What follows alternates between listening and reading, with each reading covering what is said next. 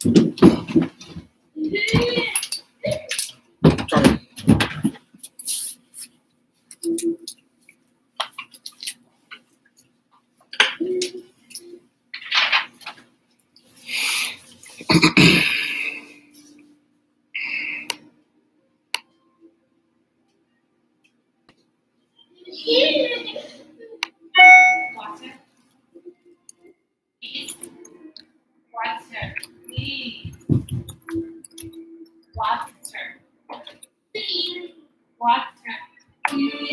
gonna draw Mickey Mouse.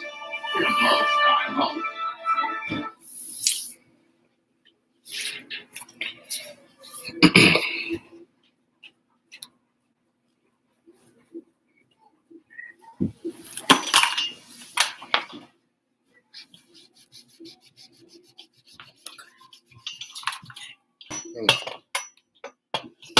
You saying here? No, not right now.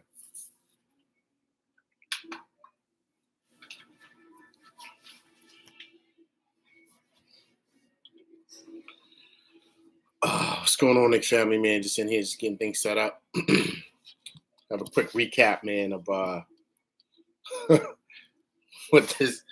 happened with the Knicks this week. Glad that we were able to break that 3-game losing streak, which is big, which is huge. So yeah, man. So we're here, just trying to kind of get things rolling, get back on track, get that winning streak back on track. So yeah, man. Just want to go, do a quick live because at the tomorrow we'll call that the Cam Reddish Bowl. Or the Cam Reddish Finals, that's what we'll call it. The Knicks will be back home, man. So pretty much, if everything works out, we can get out of this road trip 2-2, which means on the Tech we would be, what would that be? 3-3 without Brunson, right? Even though he started against Sacramento. So yeah, man, just seeing who pops in here tonight, man, so we can have a good conversation to talk about, just how well Knicks are playing, man. Sit and wait for a couple more people to come through.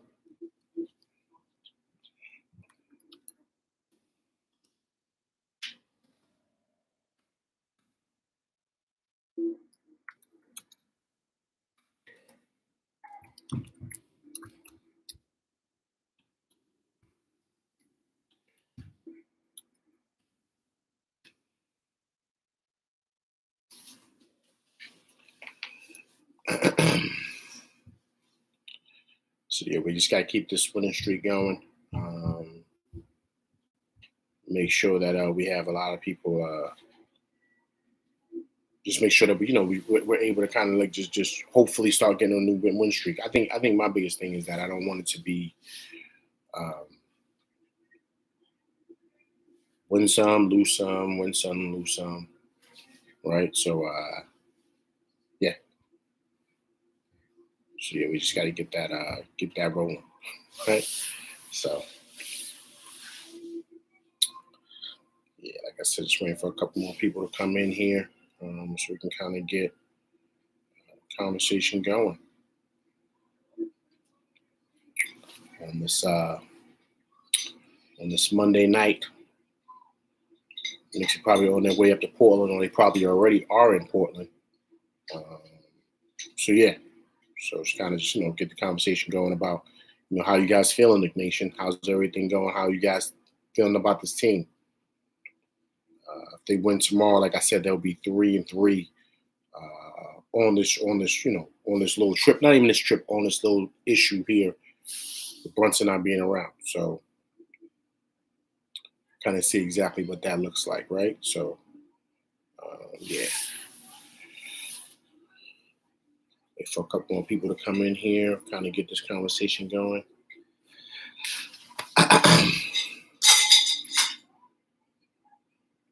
Try to see exactly where we're at, just with the Knicks and just seeing how their progress is. Kind of knew also too that they were going to kind of have some issues regarding, just for injuries. because they kind of was going through some they had a tough little space there of how can I say, like, they were basically playing a whole bunch of 40 plus minutes a night. So eventually somebody was going to wind up getting hurt. But that was my biggest thing, was making sure that they were all able to kind of stay healthy during this time, during this streak. Um, so yeah.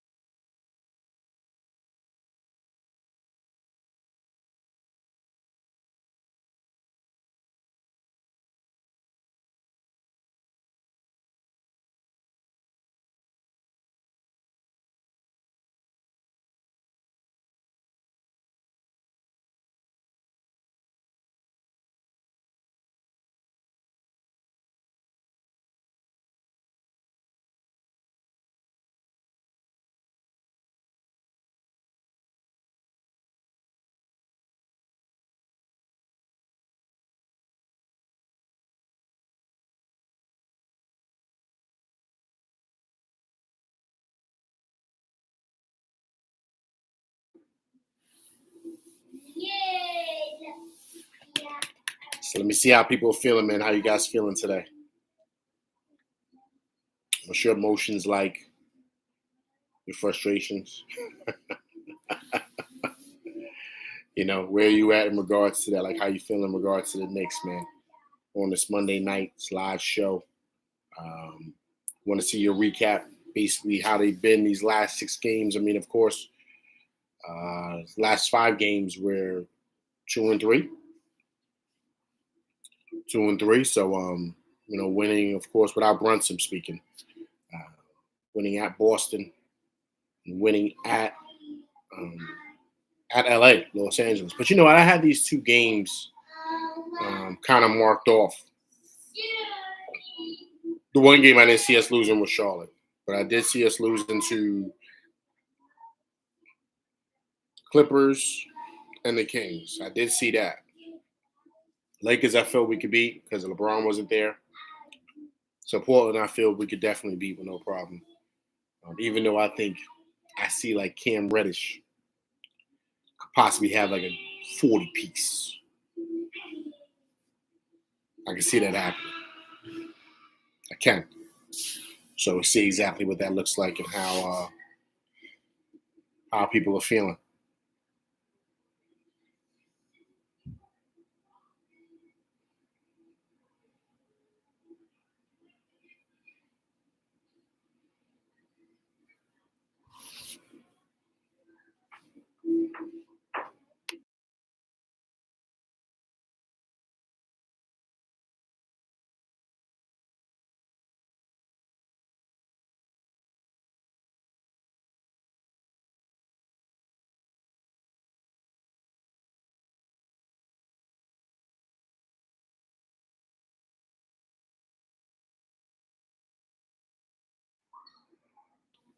See how everybody's feeling. You come in the chat, please type in your name. Shout out who you are, where you from. Well, not where you from. We don't need to know that information. Just put it in the chat. Let me know what time it is. See how you feeling.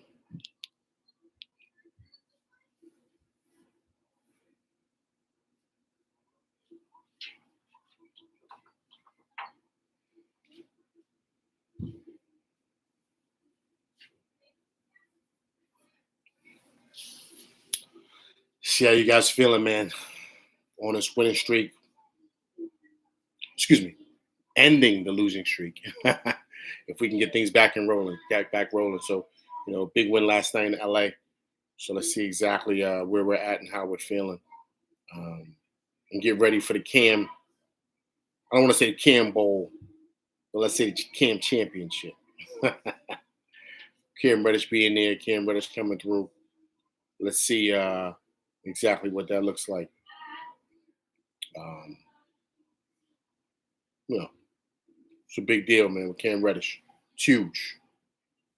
It's huge with him coming in. So, let's see what that looks like. Let's see how our team responds. I know how he's going to respond. He's going to want to get some revenge. He's Cam Reddish. He's going to definitely want to get a revenge. I wouldn't be surprised if he puts up a 40-piece. Knicks still win. He dropped a 40-piece, have a couple of big plays, a couple of big threes. I wouldn't be surprised if I see him dunk on somebody, catch an oop on somebody's head. Wouldn't be surprised at that. When you get in here, man, type in shout out where you from, man. Not where you from, excuse me, who you are, man. So I can give you a shout out definitely on here. Definitely going to have call-ins very soon, probably within another week or so. Definitely going to have StreamYard coming on here so we guys can call in, stuff like that, man. Definitely going to have that. So, yeah. But big things, man. Big things coming. Big things coming with the Knicks. I think hopefully, they can really start squeezing out some wins. I think Jay said Jalen Brunson is going to probably be back. Yo, what's going on, man? How you doing, Ruggs? Appreciate you coming through, man. Appreciate you coming through. Appreciate the love. Hey man, what do you think? What do you think about Cam Reddish, man? Think about what Cam Reddish going to do tomorrow night? That should be very exciting, man. Very, very excited, man. Listen. I think, like I said, I think he's going to put up like a 40 piece. You know what I'm saying? I think he's going to put up a 40 piece. I mean, that's just my opinion for Cam Reddish. You know, I think he is. But I still think the Knicks are going to win. But I do think that he's gonna really look to really go hard in the paint. Like he's not going to really back down from anything. I really see him kind of saying, "All right, you know what? I'm listening. I'm telling you, a 40 piece. I would not be surprised. Honestly, I haven't thought of Cam at all. I like Cam, but he gonna get cooked. Now, you know what? I think he's gonna get cooked, man. But I think he going because remember, I think Chauncey Billups the coach over there, so he knows Cam and him will probably have a talk. He knows what issues Cam have with the team, so he's gonna give Cam Reddish a whole bunch of opportunities to really light the Knicks up tomorrow, right? So now, is that going to lead into a win? I don't think so. I don't think that's going to lead into a win, but I think he's definitely going to get his. I definitely do, man. The reality is, as long as Randle keeps his head, we good. We're good. As long as Randle keeps his head, we're good. I know a lot of people would say, like, you know, we should Tibbs going to make sure Cam get that work. old school. Tibbs old school. So Tibbs might send in like an enforcer to be like, yo, hack him hard, foul him hard, make him feel it, right? He might send like Jericho Sims in there. You know what I mean? To just hack him. You know, so I can see that happening. But all in all, man, I mean, I just want the Knicks to get out of there with a W, man. To be honest with you, you know, it's all fun and games. Yeah, just don't hurt him. Right. I agree. Yeah, because then you know they're gonna say, yo, he put a hit out on him. Someone's gonna get fined and stuff like that. So I could definitely see that happening. But I just want them to be able to get a win, man. I want them to get a victory, get up out of there, get up off of this road trip and get back into the swing of things. Coming off of this road trip being 2-2. That's the most important thing for me with them. It's been a crazy time without Brunson. It's kind of showed how important he is, but then it's also made other guys step up, man. I love what Deuce gave us last night. Him giving an opportunity to play, I thought that was beautiful. But just him being ready to go, man, it just shows his professionalism, right? So that's awesome. I agree. Just get the dub work. If Cam eats, good for him. We just won the dub and come away healthy. You know what? It's funny because when everybody was playing all these 40 minutes, when Tibbs cut the lineup down, I was kind of worried about that. I was worried about the fact of, man, I hope these guys' bodies can hold up. Now, Randle's body has been able to, but you see Brunson is starting to break down. Remember, he takes a lot of charges. He goes to the rack.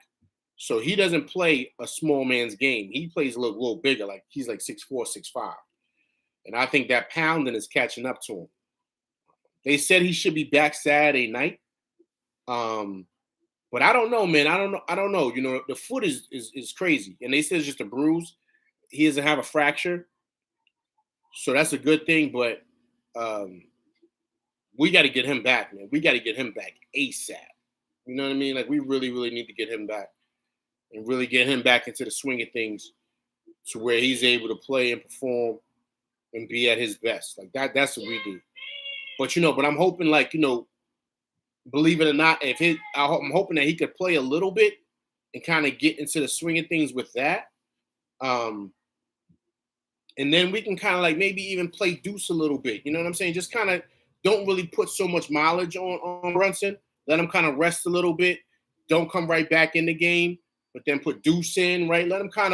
Just let him start to kind of get a feel of the game. You know what I mean? Try not to give him so many minutes, especially if the Knicks are winning and they're doing well. NBIC, he shouldn't play at all. You know what? Play at all. Okay, be clear, man. Play at all, like for the rest of the time, or you think he should come back? Like, you think he shouldn't play into the playoffs? Just need a little bit more clarity when you say that. I just want to understand. I wouldn't mind allowing him to get 100% and let the young boys cook until he's ready, right? Until the playoffs. I like that, man. It's I like that mindset, but here's the danger zone with that. The danger zone is the fact that they may not be able to do that because we still trying to get in the playoffs, right? So we're fighting for that 5th, 6th, 4th seed. If we was a top seed, I wouldn't worry about it. But because we're kind of like a little shaky right now, Brooklyn's on our tail. I'm a little worried about that. You can't play a little bit with 31. Yeah, I mean, I got you. I understand that. I just think that he can play, but maybe if he's not playing like 36 minutes a night, maybe like 24 minutes, just to get some rhythm, right? See how that foot feels, because they say he's supposed to come back next Saturday. I'm bugging. I'm sorry. We already in the week. This Saturday. So maybe if he plays a little bit, kind of get a little rhythm, then he should be good to go. Maybe let Deuce play, right? So we can kind of monitor his foot so he could be 100% for the playoffs. Right, I agree. Tibbs isn't logical. Like I understand that, because if you tell Tibbs I can go, he's gonna say, all right, you can go, you can go. We gonna put you in full-fledged. That's kind of like what I'm concerned about. You don't want him to re-injure it, and you definitely don't want him to be at the point to where he furthers injure it, right? To where he might fracture it or whatever. Then we're finished. But my question to you is this: do you think the Knicks can hold up? Do you think the Knicks can hold up because they got what? They're 40 and 30. So that's 12 more games, right? 12 more games. Do you think the Knicks can hold up for 12 more games? For 12 more games. We're a good team, but I believe that we are contenders, right? But can they hold up 12 more games without Brunson? That's the biggest thing. To where we can be 5th or 6th seed or the number 4 seed. You think the Knicks can hold it down? If they can hold it down, I'm cool with that. But I don't know if they can, man. They've proven. You think so? I don't know, man. 12 games, man. Look who they playing. Look at their schedule. Rugg said our young boys are getting valuable minutes. Brunson still hurt. Killer Dog, what's going on, man? Yeah, Brunson still hurt. They said he might come back Saturday. Our young boys are getting valuable minutes right now, and the way he came in made an instant impact. Right. I think he's poised to continue where he left off. Right now, our bench is getting nice. Right. I agree, man. I just don't want Brunson to get hurt. But my fear is this: that we're not these 12 games. Look who we're playing. Like we got Portland, then we got Denver. We got Miami twice. The Heat trying to get up in there. We got the Heat twice. Right? So I feel you, like, to rest them, but I don't trust this team, man. I don't. Because honestly, I don't want to see the Sixers. The Hart move messed up the development. Right, the development of, but here's the thing though, man. I can't say that NBIC. I can't say that, man. You know why? Because Killer Dog, what's going on? The Heat going to try to beat us down to right. That's what I'm saying. So we got to be on point for that. The Hart deal didn't mess us up. I know you're saying as far as the development of Deuce. Deuce has got to get better. He's got to knock down shots, man. That's his only issue. He could defend, but he got to knock down shots, man. He had a good amount of time. I want to say it's probably about 20 games he played, so he was getting a lot of minutes. And he could not knock down shots, man. He couldn't. He was wild. He would be missing shots. That can't happen in this league. You got to knock it down, man. And that's the problem. Josh Hart, he gets open, he knocks down shots. And he goes to the rack strong and finishes strong. And he defends. And he rebounds. So you can't. Deuce, I love Deuce. I do. I love what he brings. But I'm just saying, how? He is not stable with his minutes. Right. But offensively, man, he's got to play better, though, man. He's got to play better. He struggles offensively. That's the issue. We need Brunson to close. We need Brunson close to 100% as possible going into the playoffs, no matter what seed we are. And I agree, man. All right. Are you guys okay with the plan? Like the 7, 8, and 9? You guys okay with the plan? I'm not okay with the plan. Anything can happen. We don't match up well with Toronto. Toronto gives us problems. They're down there. So those teams are different, man. I think they're not good. I think the Hawks, we can beat the Hawks, but they still give us, it's just matchups. Yeah, Deuce was great last night. I love what Deuce brings. I do. But Hart is a different animal. Plus, remember, man, Hart is he's seasoned, man. What is he, 27, 26, 27? How old is Deuce? Deuce is young, man. Deuce is only about 22, 23. Those guys are young, man. So Hart's been doing this a little bit long time. Plus, you remember, understand too, man, Deuce is about 6'2". Hart is bigger, man. Hart is about 6'5", but he plays bigger than that. He's 6'5", but he plays like he's 6'8". The way he rebounds and crashes and attacks, right? And the way he defends. Deuce, I don't like the Toronto matchup either. No, man, it's not a good matchup for us. It just isn't. It gets Mitch out of the game, and that small ball, they kill us on that small ball stuff. Hart has the green light, right? Deuce needs to build the confidence, right? Hart does have a green light. Hart is polished version of Deuce. Agreed. And he's the bigger he's big, man. He's big. I seen him not too long ago. I seen him. He's about 6'5", legit. And he's, you know what I'm saying? So you can't coach that. Deuce has got to knock it down, man. He's got to knock them shots down. When you're 6'2" like that, he could defend, but he's got to be able to hit that open three. That's what he did last night, and look at the impact that it had on the team.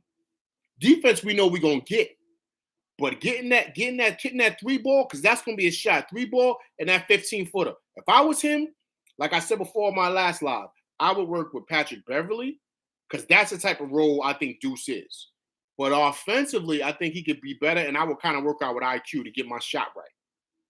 That's what I would do. Gravity 241st. What's going on, man? Appreciate you coming through. Hart is well needed. Dog. Now he is a dog. He is a dog. Yeah, but he plays bigger than that, though. That's the thing. He's a dog, but he plays bigger than that. You have to understand, our team is not being utilized properly. All right.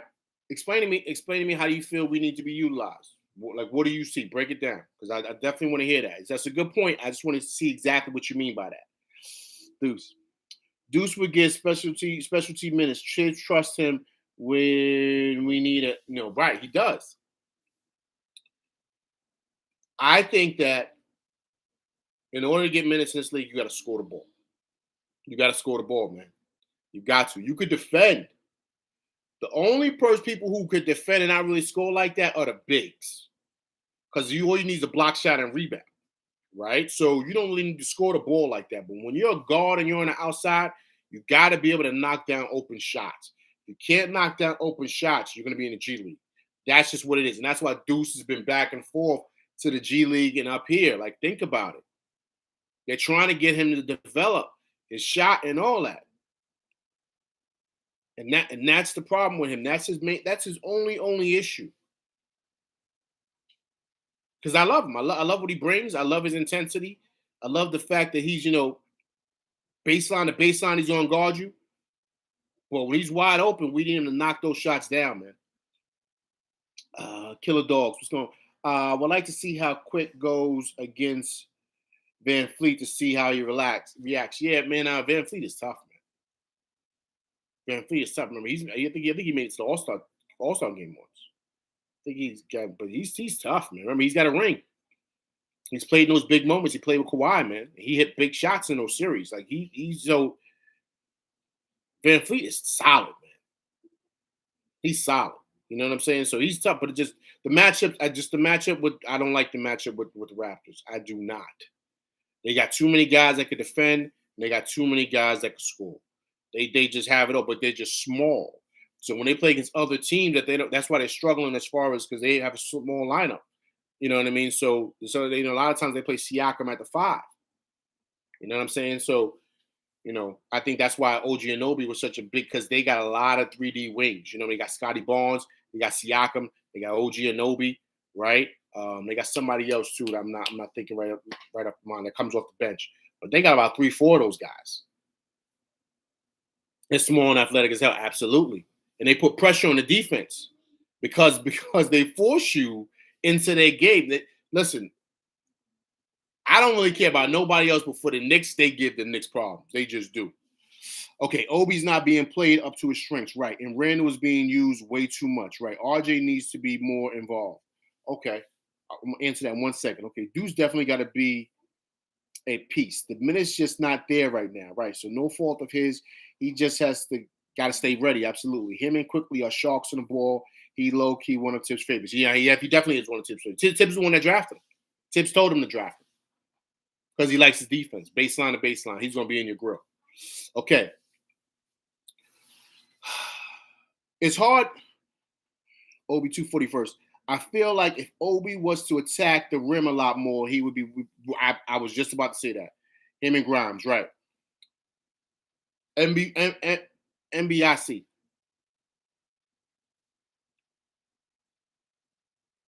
My thing is this. It's hard for Obi to get minutes the way that Randle was playing. Randle don't like to play defense.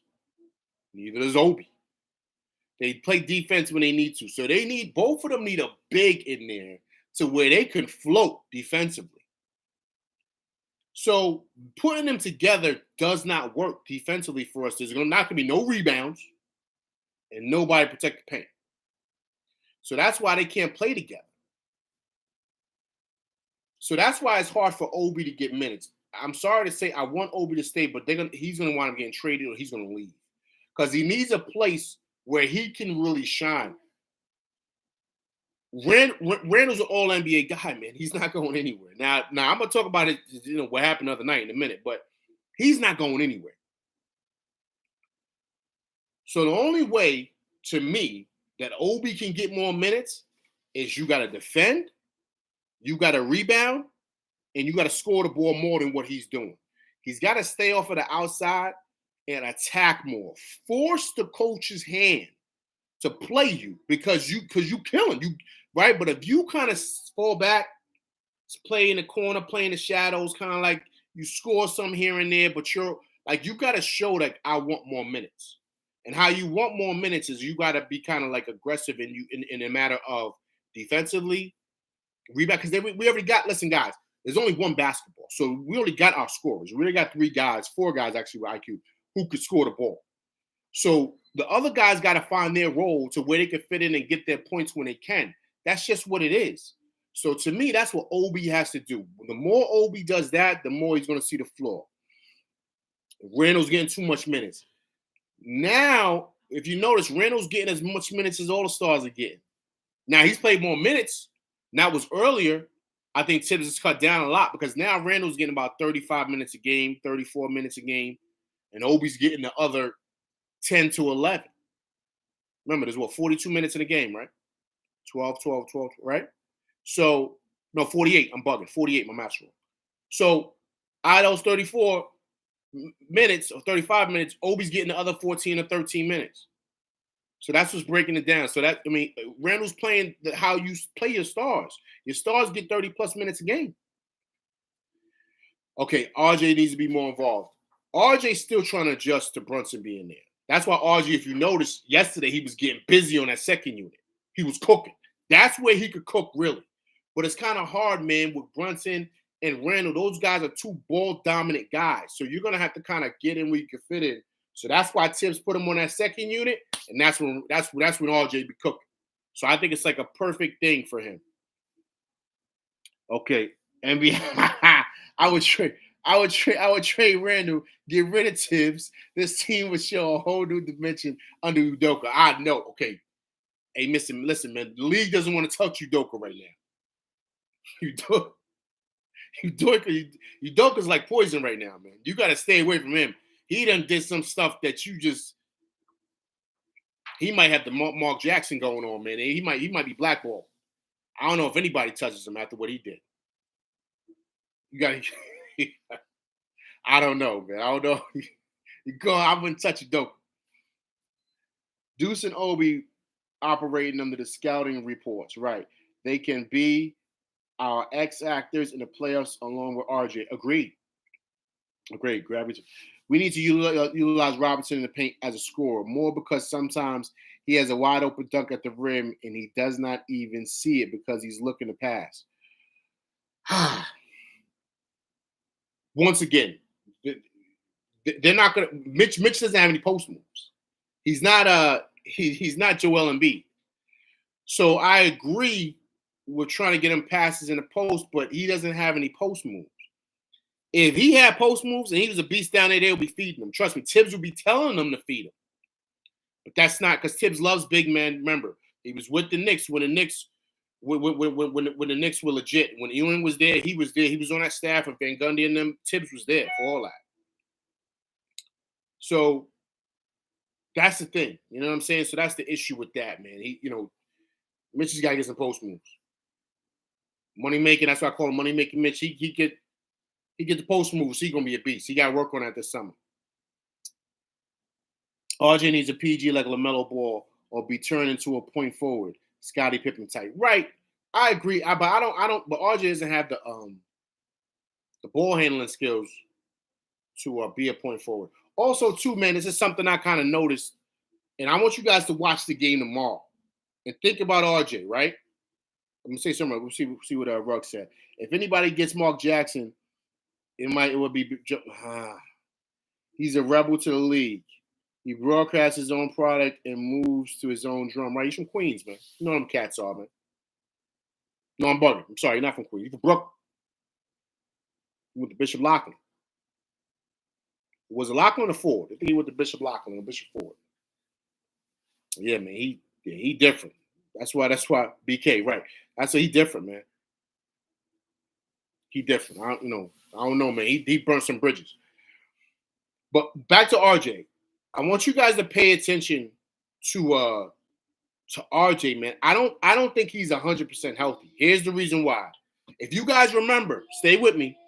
Last year, at the end of last season, he ended his season. He hurt his knee. He sprained it really bad. Now, I just came back as a sprain, but he didn't play like open run a whole lot this year, right? He didn't. So now you see him. Now you see him playing with a sleeve on his knee. Right, just hit me out. Oh, Namor, what's going on, man? How you doing? Appreciate you coming by. It absolutely does affect the three-point shot. I'm gonna tell you why. Because I play. So my opinion is that if true, no more long-range shooting. Right. He's dragging his leg. He's not running full. He's not running full speed up court. And that's in the beginning of the game, in the middle of the game, end of the game, all that. He's not doing that. And I'm like, yo, wait a minute.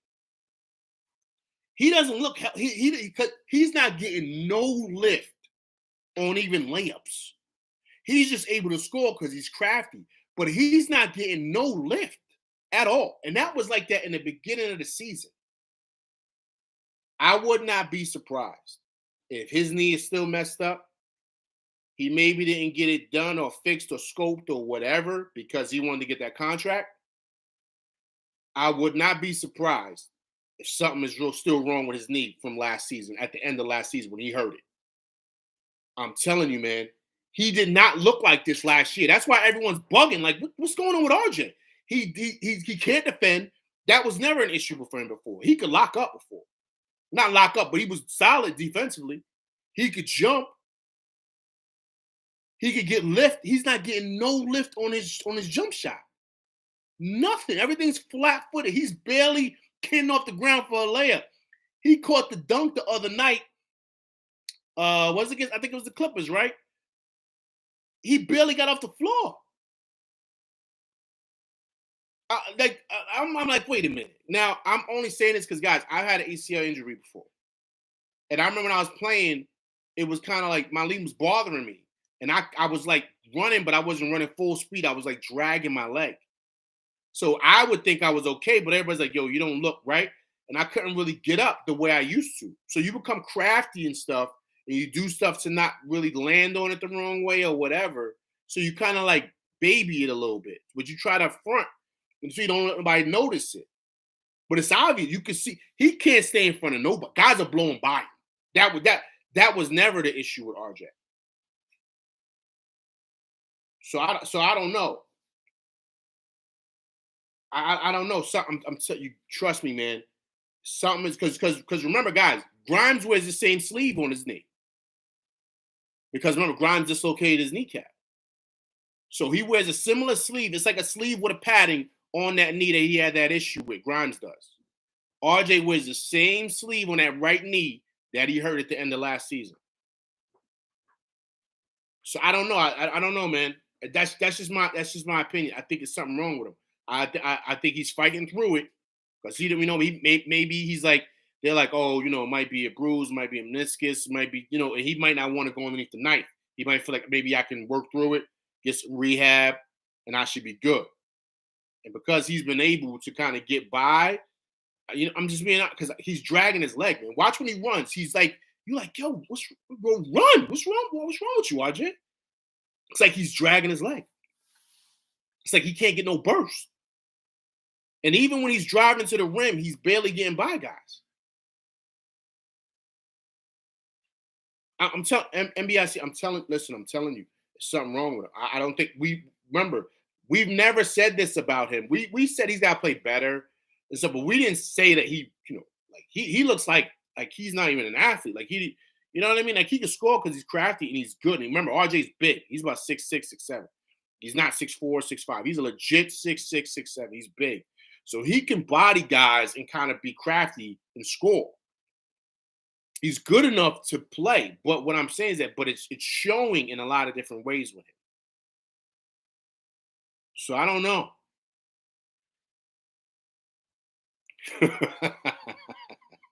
Nammer said, no one has noticed, but you have. I can see that. Now what?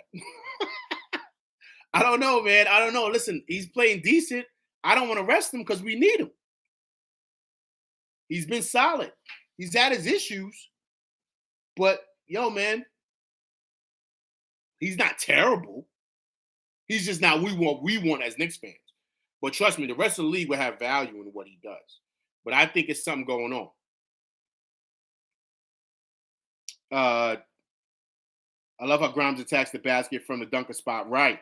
Very crafty, controlled, and makes the read to the right read. Right. Grimes is poised to be right, man. I don't know why. I don't know why him and Obi don't drive more. They have the athleticism to do so. He goes baseline, then he just stops. Yo, if I'm him and I know I could score, if there's an opening, I'm going baseline, I'm going strong to that rack. Or if not, I don't know why he doesn't kind of go, instead of getting that three, go baseline and pull up for the baseline jumper. Simple basketball. You don't have to go all the way to the rim. Or get a head fake, hit that elbow through jump shot. I don't know why he doesn't do that. That's very simple. You can score the ball, because then it makes it easier for you. Grimes should be averaging between 10 to 15 points a night.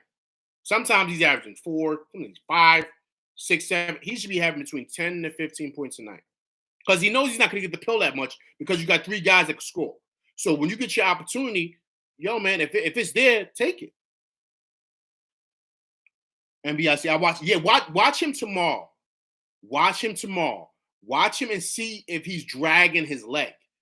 Like he's not, like it's not a full extension. And when he runs, it's like he's laboring.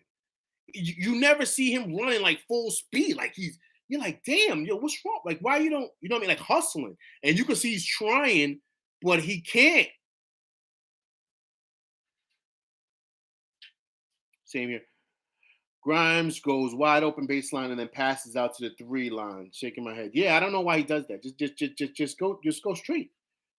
Kill dogs. They strictly using him as a 3-point. That's why. No, listen, that's fine. That's fine. Kill a dog. That's fine if they're using him strictly as that. But this is basketball, man. So if I'm open and I'm know they passing me the pill to score, if the 3 ain't there and the guy runs at me, go right by him. If there's a big man guarding the paint, hit the jumper, hit a little floater, go to the rack, finish strong. You got 3 ways you could do it. It doesn't matter. I fell out. RJ run like his hips is heavy. I ain't worried about RJ though. No. I feel you, man. But I'm only saying this. He just didn't look like that before. He didn't. Not like not as bad as he looks this year. Everyone, people, listen. He's 22 years old, man. People calling for his head. They going hard at RJ. Crazy, man. Crazy they going at him. And I'm like, listen, man. The kid is 22. Like, be easy on him. They want his head. They aren't looking for him. They aren't looking for him like that. I know they're not looking for him like, but when he gets the pill, he should be able to operate. Same thing with Obi. With Obi's athleticism, he gets the pill on that baseline. They know you pulling. As big as he is, he gets to the rim in 2 steps, just like Greek Freak. Because those guys are big, they're long, and with his athleticism, he can make moves in the air, all that. Come around, bang, on somebody's head. He's just thinking of pull and be an athlete, man. Be an athlete. Finish at that Baja. You know, especially when you go in there, your three's not always going to be there. Now, 3 balls looking good for him this year. It is, but still show you. Listen, man. Make the coach have to play you. That's what IQ has done. Make the coach have to play you. When you get out there, you play ball. You don't be thick. Just play ball. If it's wide open baseline, I'm yamming it. Obi, what he was doing at the end of last season is not the same guy we see now. It's like he took a back seat. Like, Randle's hit. No. When I get in, I'm doing me. Now, of course, I'm not going to be trying to run my own offense. But when I get in there and I get that pill, if it's an opening, I'm doing my thing. I'm not thinking twice. I'm forcing the coach to say, we got to play him like 20 minutes. We got to.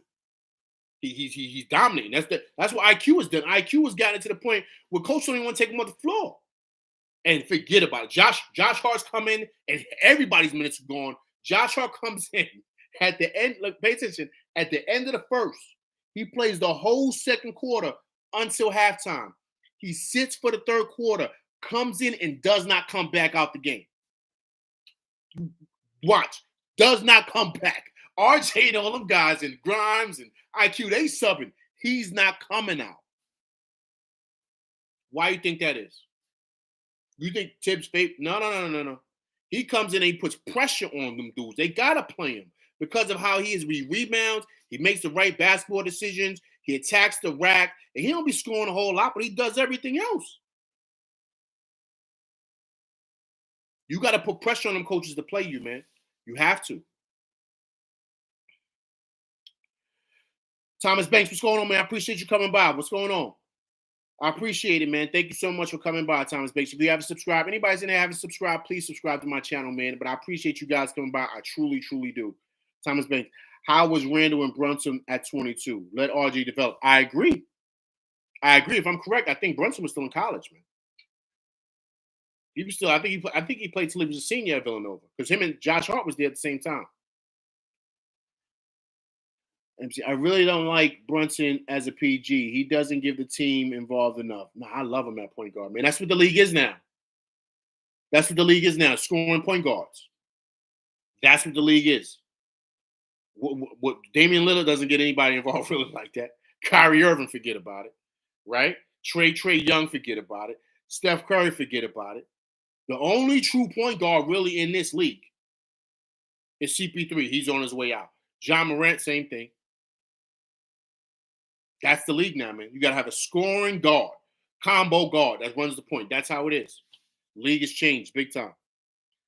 If RJ's still injured from the end of last season and it's still affecting him now, hopefully we can go back to his old self and it's not always going to be like this. Yeah, hopefully, man. I mean, it's something I'm seeing as a ball player. I'm like, because no one drops like that, man, as your skill set. It doesn't happen.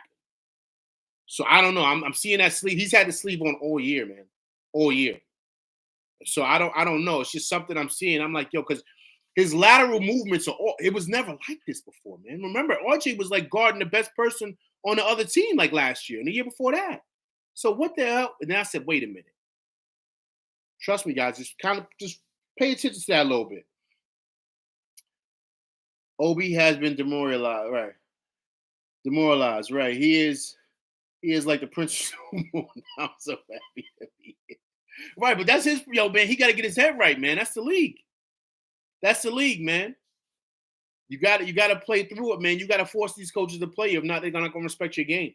You got to be an alpha male to be in this league, man. You got to be. You can't be like kind of like falling back and you got to take advantage of your opportunities. You have to. You see, Josh Hart's done that. He ain't come here falling back. He come in here taking advantage of the opportunities. He's not asking no questions. RJ reads the game very well. Yeah, he does, man. He does. He's very crafty too. Thomas make, and he's a vet. Right. Good points, T Banks. Roger Halliburton. Halliburton's all right. Brunson's better than him. JB is a problem. Right. Let them cook. Absolutely. LaMelo does both and puts the same numbers up at 21. Oh, man. LaMelo, man, I don't know about him, man. Number one, he's injury prone, like his brother. His brother got knee problems. He's got ankle problems. So all that crafty stuff that he does, because it looks flat. It'll look dope at the Rucker. It'll look dope at West Fourth. But are you winning games? And can you stay on the floor? He can't stay on the floor, man. He's like Zion. Like these guys are like tissue paper, man. They get hurt. You blow on them, they falling over. They out for months. James Finnegan, what's going on, man? I appreciate you coming by, sir. Thank you for coming on. If you have not subscribed, please subscribe. But I thank you for coming by. I truly do. RJ has no touch on his shot, off the board or layups. Josh Hart is Brunson boy. So yeah, they tight, man. They tight from college. RJ does have touch, man. He does have touch. He's awkward because he's a lefty, so it looks weird, man. It looks weird. He's not, you know what I'm saying? But boss, he's averaging 19.5 points a game. He had 30 last night. He can score the ball, man. So it doesn't matter how you do it. There's a whole bunch of cats I played with. They shot weird and stuff, but they was getting busy, right? They shot like this. You know what I mean? He coming and doing all this. You like, yo, this guy, but by the night he got like 25. RJ was looking good last night. He was cooking Beasley and the other kid, white kid. He was cooking them. I don't know why they didn't blitz him and send, but he was cooking them dudes, man. And then you see the Rucker joint he pulled off. Schroeder was trying to steal it for him. Hit the gave it to Obi. Obi came back. Looks so pretty. It was smooth how they did it too. I said, here it come. Obi be trailing, right? Obi be trailing. He run that lane like James Worthy, man. No lift from the legs. Make sure shot flat. Absolutely. That's what I'm saying. I think, listen, man, he's not getting no lift. That was, okay, the RJ that's playing now, he could not hit that shot that he hit against Boston last year. You see how high he got off the ground for that? He had to because Tatum was coming to block it. There's a reason. That's a different guy. That's a different guy elevating last year. This guy's not elevating, man. So I'm telling you. Trust me, man. RJ was a beast mode last night, right? I love how he always trying to get Mitch involved. Right. They do that pick and roll joint. That's pretty how they do that. Hey, guys, also, too, guys, give iHeart some love, man. People be killing iHeart. They be destroying iHeart.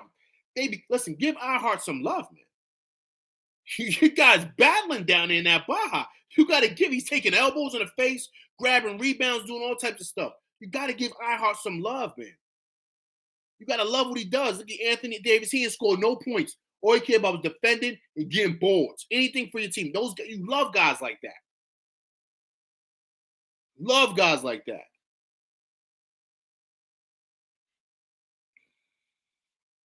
Jalen Rose looked awkward also, but you couldn't guard. Right, Jalen Rose same way. Remember, but also Jalen Rose was bigger than RJ. Jalen Rose 6'9". But he was the same way at Michigan. I love that's why, yo, man. Fab Five was me, man. That was Fab Five, right? They wore the baggy shorts. They had the black Barclays on. That yellow, right? That yellow, them black sneakers and black socks. Hard, right? That's where it looked hard back then. I was like, yo. I told my pops, like, yo, I want that for Christmas. I want them shorts and them sneakers.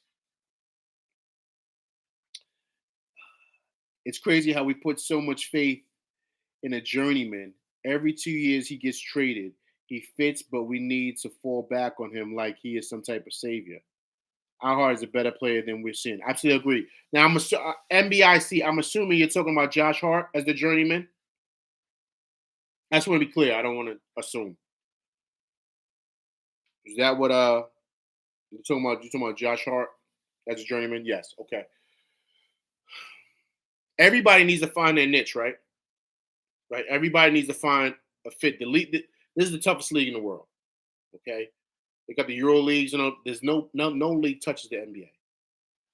So it's very hard to find a scheme that fits you and a coach that fits you. Hence, look what happened to Cam Reddish. Remember, Randle jumped around a lot too. He had the issues kind of like in LA, got hurt, but it just wasn't meshing.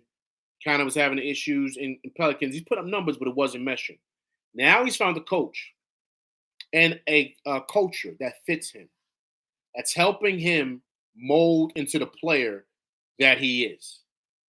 So in the league, sometimes for some players, you gotta find a place where you can call home. And if you listen to Josh Hart's statements, that's what he stated during an interview.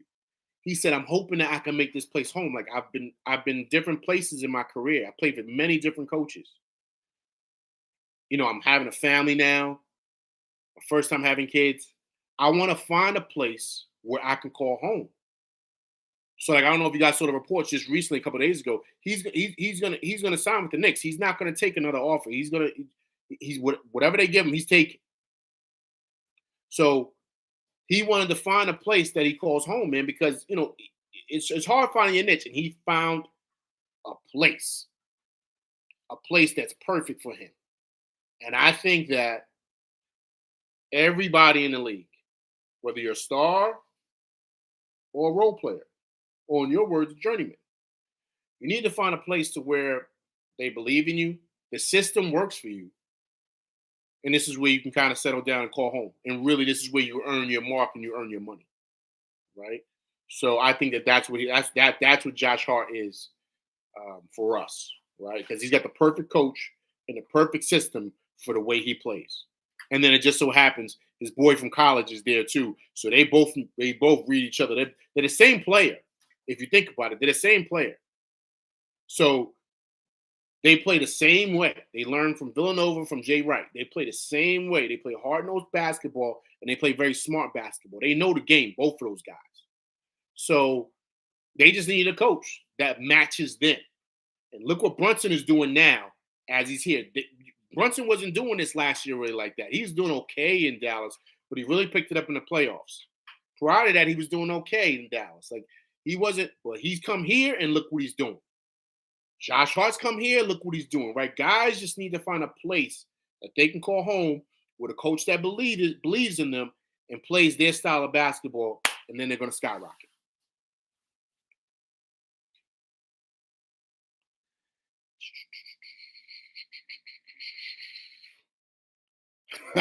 Killer dog. Cam Reddish is going to drop 30 on us.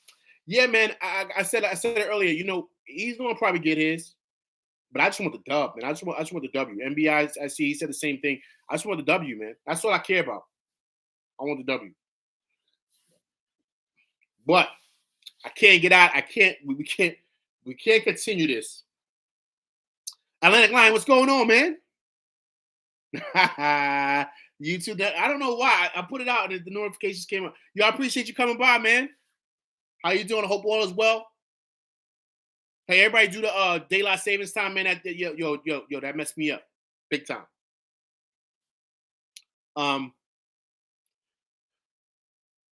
What's up with Randle, man? Yeah, he played great the other night. I think he relapsed the other day, man. What's going on with Randle? Let me tell you guys something.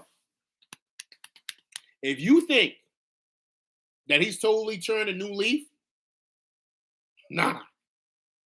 He has not turned a new leaf. This is a perfect example of how important Brunson is to this team. Period. No ifs, ands, or buts about it. This is the perfect reason why Brunson is here. for that guy. Trust when I tell you. That what he did, that was so embarrassing, man. And then I think what hurt the most for me, honestly, was that we could have won that game. We were up going into the fourth. And then he gets mad because he tried to hit the dude with a chicken wing in his mouth. What you mad about? You think you're not going to get in trouble for that? Your dogs. Everybody playing hard. First of all, this was a playoff type of atmosphere game. They wasn't calling no fouls.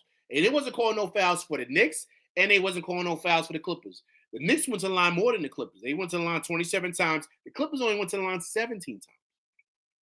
So it wasn't like the Knicks weren't getting calls. They were calling the ball. There was a couple times I seen the Knicks hacking the Clippers. They weren't calling nothing. So they was putting the refs swallowed their whistle. It's playoff atmosphere. And that's how it's going to be. So Randle, being Randle, does one of these. And everyone saw it. Then he gets mad because he gets attacked. Dogs, what you think was going to happen, man? Why not walk off? Go talk to your little meditator guy, sit on the sideline.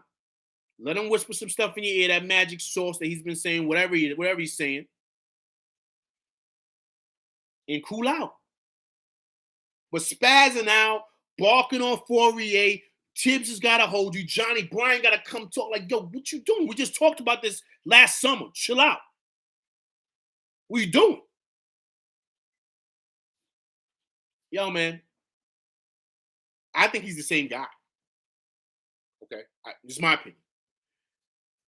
Listen, no one, he's uber talented. Let's be clear. He's uber talented. I think he's the same guy that he was last year. I don't think he's no different. I think what's happened is Brunson has come and stabilized things for him. So where the ball's not in his hand. You saw the balls in his hand last night and the day before. He's fumbling with it. Every time a double team comes, he's jumping. Looks like he's lefty. He's awkward and stuff, looking like this and passing. You're like, yo, my man, what are you doing? You need Brunson here to be like, yo, calm down, young beast. Calm down.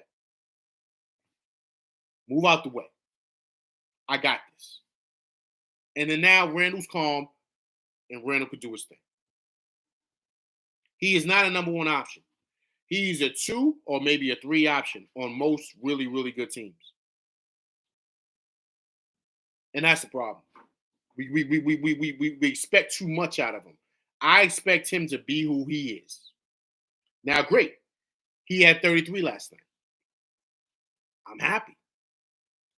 But I ain't no for 1 second do I kind of fall back and be like, no, Randle's good now. No. He's not good. We need Brunson back because what he did the other night, what he doesn't realize. Pay attention to me, guys. What he didn't realize is that he gave a blueprint to how to get to him. And the Clippers are a playoff team. Mook Morris is a playoff guy. These guys know how to win. These guys got championships. Paul George is a perennial all-star. Kawhi Leonard, two-time NBA champion. All these guys are legit pros. They know how to win. So they said, oh, Ty Lue won a championship. These guys said, oh, okay, he easy. You think Doc Rivers and them cats ain't paying attention? Oh, that's how, oh, man, we easy. Yo, let's, go get him. Get in his head. Shake him off. And Randle's off the kilters. So that's why I want Brunson back. Because we need somebody to keep him calm. Because when the playoffs come, it's going to be just like how it was in the Clippers. It should be just like that. The refs ain't going to be calling everything. He ain't going to be getting his way. So what's going to happen when he don't get his way?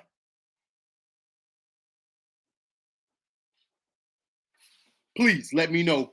Please let me know. All right, let me go back. I missed a couple of you guys. This year's a product. Atlanta Lion. This year is a product of Brunson. Agreed. Randle looks like this is how Randle looks without point guard. Ruggs agreed.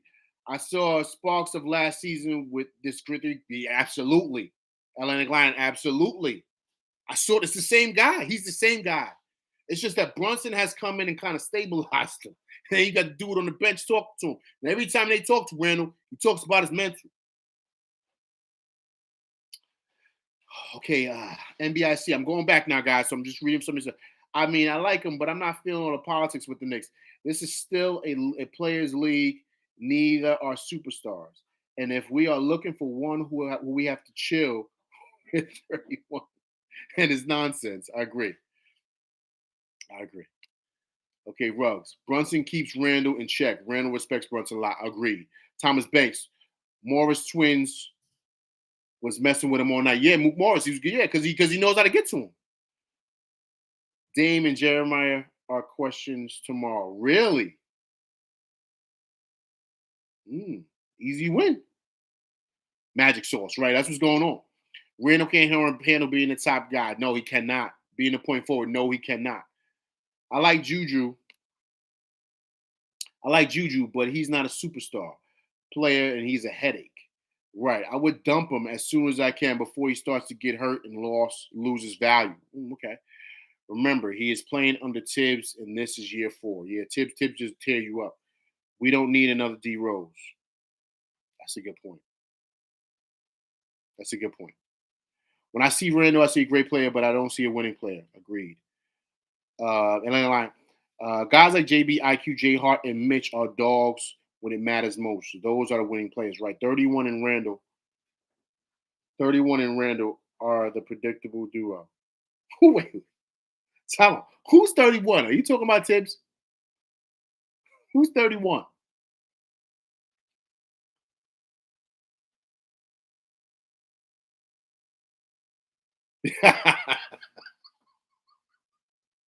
Why you call him 31? Because he thinks Tibbs Randle's 30?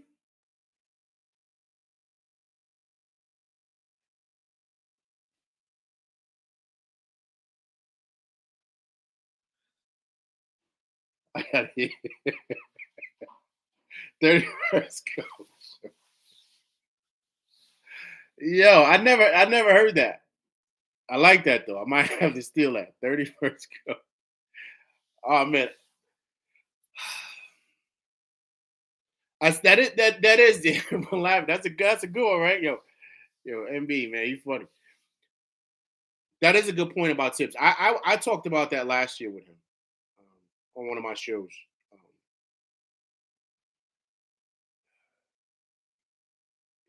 I don't know if he's changed, but that's been a big problem with him. He'll run you into the ground. And I said this on one of my other shows when I gave a breaking news about because the Knicks were going to fire Tibbs. That was the what was kind of circling around before he switched the lineup. That was like the rumor. World Wide West and those guys wanted him out because they were 10 and 13. They weren't doing well. He wasn't playing like Cam Reddish the way he should, Obi the way he should. Like it was a lot of issues going on. And Tibbs even felt that he was going to get fired. And then he changed the lineup. And what I think he went back to what he's always been. And that guys and running them into the ground. And to your point, the D Rose situation. He runs those guys into the ground. Right. He's a regular season coach, right? So he doesn't understand the rest guy. He's just trying to win games. And a lot of times you can win games, but you got to be smart with how you manage your players. Like you have to. You can't just play these guys to their to they pretty much fall off the wheels. Like you still need them for next year and the year after. Now I'm not saying you baby them, but if you have other guys that can play a little bit more tonight who are producing, like if Obi's playing well, give him 30 minutes. Like I don't see nothing wrong with that, especially against like a team like the Hornets or something like that, or the Rockets, teams that, you know what I mean? You don't need Randle to play 40 minutes that game. You don't need that. But Tibbs doesn't coach like that. And that's how guys get injured, to your point. So that's why a lot of guys don't want to play for him. He's had a bad reputation. He got fired in Chicago. got fired in Minnesota, and a lot of guys were complaining about it. He's using a lot of old tactics with these younger new players, and it doesn't work. It really doesn't. So that is a good point. But these guys love him, man. These guys love him. So I think that's what's keeping him around. Also, too, Leon, of course, is what's keeping him around. Because I know World Wide West wanted him out. He wanted him out. One thing I'll give credit to Randle. He's not injury prone, right? He has played every game. Respect him for that. I do listen. Like I said, you guys uber talented. He is. Let's be clear. There's not. Look around the league, guys. Remember, Randle's pretty big, man. He's about 6'9", 6'10". He's not 6'8". He's bigger than that. If you see him stand next to iHeart is just legit 6'10". Him and Randle are like eye to eye. So Randle's a legit 6'10". So 6'9", 6'10". He's in that range. There's not too many guys that can do what he does. Maybe Anthony Davis, Greek Freak, those guys. He's averaging 25 and 10 this year. 25 and 10. So there's not too many dudes that can do what he does. The problem is that, he said it. I mean, his mental and all those other things. So he's got to get the things right in between here. I don't know if I don't know. I don't want to speculate. I'm just saying he's got to get right in between the ears. That's what's going to help him. Right. So I don't know. But he's got to fix that up. That's why I want Udoka. With Udoka comes Tatum, no. Winning solves everything. No one will care about the race in Boston. Listen, Atlantic Line, thank you. I don't care if Udoka comes. Tatum's never leaving. Boston's got him locked in. They're gonna throw the boat at him. They'll let Jaylen Brown go before him. Period. Tatum is the guy over there. Remember, he's in an MVP conversation. Tatum is legit. He's legit. He's an all-star. He's a superstar in this league. They're not letting him go. You mentioned Udoka again. Udoka is like poison right now, man. You got to stay away from that guy. No owner is going to touch him right now. They're not. Do you know what he did? Like, you got to understand what he did. So that's like, with owners, man, those guys are they're all loyal to each other. Like, they all know each other. He really he did something really foul, man. So, you can't touch that guy. He has a player option. And I guess, who's your favorite coach?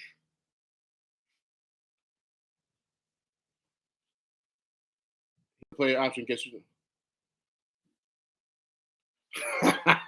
Nah, but listen, guys don't like Dolan, but all these guys respect each other, man. All these guys, they don't have to like each other, but they respect each other. So, perfect. That's why Mark Jackson hasn't been hired. Perfect place for him to come to is New York. Come home. They didn't hire him. There's a reason why they didn't hire him. Because in the league, he's got the kiss of death, man. He's got it's a lot of rumors out there about him, like bad rumors. I don't, that's just what people have reported. They haven't gone into the details, but just stuff about him, man. A lot of owners don't want to touch. They don't want to deal with. And I think that's what's going on. That's what's going on with that's what's going to happen with Udoka. It's just the truth. Stuff like that you got to stay away from, man. He like I said, man, he did, what he did is kind of like something that you just can't do, man. Atlantic, I'll be happy to have Udoka. Sure, he has a little problem with the birds and the bees. Well, man. He's got but what do you see what he did though? It ain't just the birds and the bees. He was messing around with it. No, man. No. Deeper than that.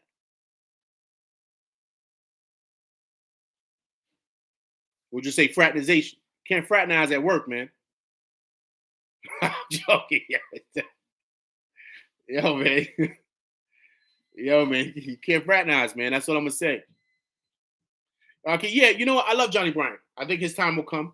I think that it would make the Knicks will be smart to make him the coach in waiting or something like that. Because he has a bright future and a lot of people want him. He has a lot of great relationships with a lot of players around the league. Remember, that was the main reason Donovan Mitchell wanted to come here because of Johnny Bryant. Period. Remember, Johnny Bryant was the guy that went down and talked to Randle, got Randle under control. Remember, the other night, Johnny Bryant was the one that talked to him when he was walking away and told him to chill out and tell him to go sit down on the bench. That was Johnny Bryant that did that. So he's got a lot of good relationships with a lot of these young players. He speaks their language. So I think that would be a good get for the Knicks if they would do something like that, to put him in a situation to where, like I said, he's the coach in waiting. If Tibbs retires, maybe at the end of next season, Johnny Bryant's next guy up. And they give him a nice contract. He's good to go. How many times has that happened here already? Come on, seriously, you don't remember Isaiah and Steph? Isaiah and Steph. Nah, come on, man. I'm not messing with you, boss. I can't get into alleged stuff. Isaiah and Steph. Listen, no. Udoka, the Black Army.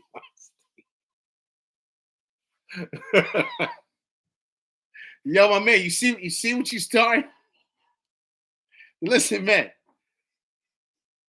Udoka's got some stuff going on, man. That's not like good. You can't fraternize at work. You can't fraternize at work, man. You can't do that. It's not going. You talking Isaiah and Steph? Listen, I don't know about Steph, man. He's from Brooklyn, man. I'm from uptown. You know, them Brooklyn cats is different. Now Zeke, I don't know Zeke. You just saying because you saying that with Zeke because him and Magic was buddies. I don't know, man. Listen, it's a basketball show, brother. I don't know, man. About them guys, in their personal life, I'm just saying Udoka, his fraternization, he got problems with that. He got issues. I don't know. I wasn't there. I'm not from Boston. I'm just saying how it looks is bad. It's really, really bad. So the thing is that that's why a lot of owners not gonna touch him. I'm sorry, Sanders. That's what you want. So listen, guys. Question. Knicks got 12 games left. What do we think we go? 7-5, 6-6, 8-4. I say 7-5. 7-5, I say. That's what I would say. I would say 7-5. In all honesty. But we got to get these wins, man. We got to start piling up some wins. But we play against a lot of. I say 8-4 with Brunson. Yeah. I like that 8-4 Brunson. He's got to be ready, man. He got to be ready to go. That foot is no joke. Foot injury is like an ankle injury. You know what I mean? That's really hard to get over, man. Especially if you have a high ankle sprain. Them joints, it takes forever to get ready, man. Like you could be out for a month. Ankles are no joke. I had high hopes for 50 wins, but 7-5 is reasonable. Yeah, man. 8-4 too, I like, man. But Brunson's got to be ready to go. He's got to be ready to go. I don't know, man. They say Saturday, man. I think he might be out another week. Brunson's been getting beat up on the court right all day, man. He needs his rest. Right. This is good for him to get his rest. Like I said, they said this Saturday we got Denver, I think. Anybody pulls up a schedule, I'm about to pull up a schedule right now. Give me a second. I wouldn't play Brunson. If we do, it's first round out. You know, NBA, I like what you're saying, man. I mean, I do. It's just that, man, we're gonna need him to get into playoffs, man. Especially the playing and stuff like that. That's something you can't play around with. You can't. All right, I just pulled it up right now, guys. Okay, look, we got. Okay, 1 second. Sorry, this thing is loading crazy. All right. I'm looking right now. Just be patient with me. All right. So we got Portland, right, guys? We got Portland. We got Denver. We got Minnesota. Then we go to Miami. Then we got Orlando, which is they're still tough. Then we got Houston, easy one. Then we got Miami again. Then we go to Cleveland, which is tough. Oh, man. Then we play the Wizards again. And Wizards is another tough matchup for us. Then we got the Pacers. Then we go to New Orleans. Then we got the Pacers again. Listen, this is a tough win, man.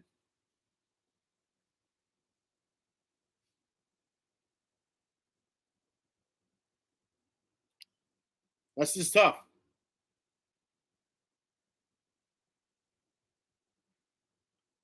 Playoff or bust after playing. I agree, man. This is why we are supposed to develop our players first times like this. Right. I agree. You don't go to Cleveland Lane? All right, cool. Better win. I'm not. I've been a couple of games this year. I'm not going to any. I'm going to the playoffs. That's what I'm waiting for. No more regular season games for me. Been no couple this year. Playoffs is when I'm going. That's when I'm going. I remember we all lined up and ready. I just got to find out who we play, what date, so I can get my tickets. Press the button. But this is a tough schedule, guys. Portland's going to be a win, but Denver's tough, man. Denver's tough. They've been kind of reeling a bit, but they're still tough. Right? Minnesota's still tough. Right? Miami's, come on, man. We barely beat them because of Randle's heroics. We barely beat them at the Garden, too. Tyler Hero missed a shot in the corner. Right? Orlando always gives us problems. They match up well against us. Houston, that's a win. We got Miami again. Then we got Cleveland back-to-back. Look at these games right here back-to-back. Miami, Cleveland, Washington, Indiana. Those 4 games right there. Those 4 games right there are no gimmies. If the Knicks aren't on their game, I can see them going 0-4 right there. 0-4.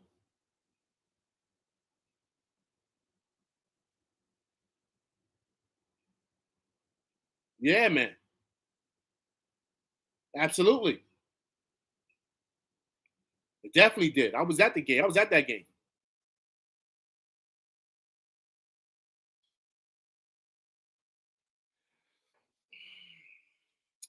Under 31 in the playoffs, I'm not sold at all. We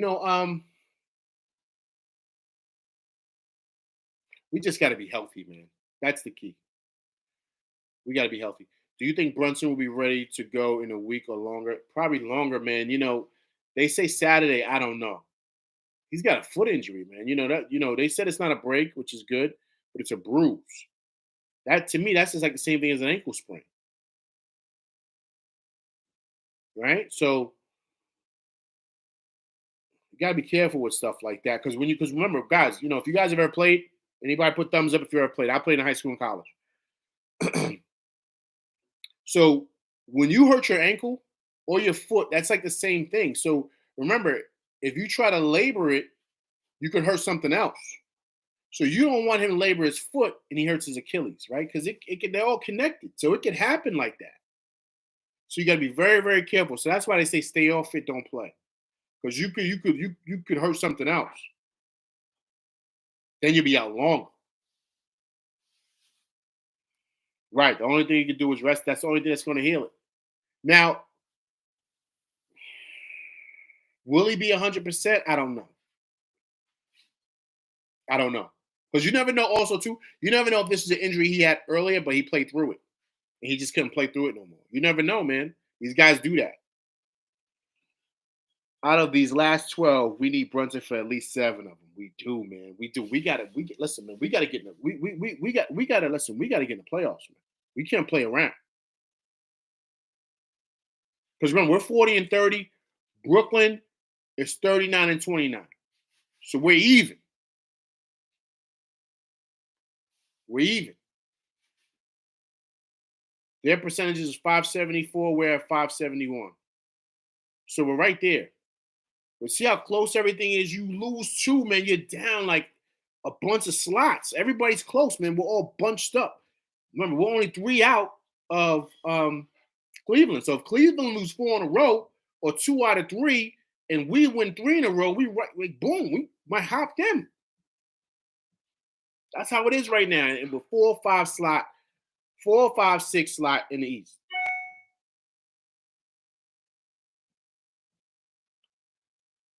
But you remember what happens to D Rose, and yeah, man, I do remember, man. Everybody remembers that destroyed his career. I'm with it. I listen. I get it all. Like I understand everything, and I understand the fears. I understand the uncertainty. I understand all that stuff. But we gotta get in the playoffs, man. And the way we play, in the way we playing, it's shaky, man. You know what I mean? Like it's just you don't trust it. Like if it was IQ and Deuce and stuff, I would say all right, Brunson sit out because the Knicks can easily go 8-4, right? But you see this schedule, they can easily go 4-8. How about that? Messing around, they can go 4-8, man. Look at that schedule right here, 4-8. They could lose to Denver. They could pull out a squeaky one to Minnesota. They got to go to Miami again. They might lose that game because Miami might catch them this time.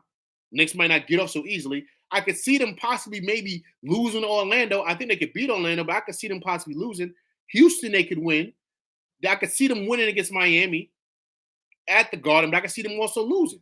Then they got to go to Cleveland. I could see them losing that game. Then they play Washington at home. I was at one of those games. They lost to Washington before it got blitzed and blown out the gym. So I could see them losing that. At Indiana, they could lose that. If Zion comes back for the Pelicans, I could see them losing that. And I could see, so all their games outside of the Houston games are 50-50 games. 50-50. All of their games, especially without Brunson there.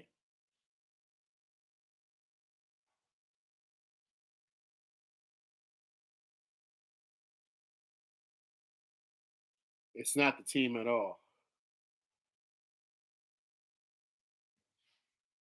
Oh, they got they they got a linebacker? Let me see, man. Let me see, man. See what's going on. Let me see who we got.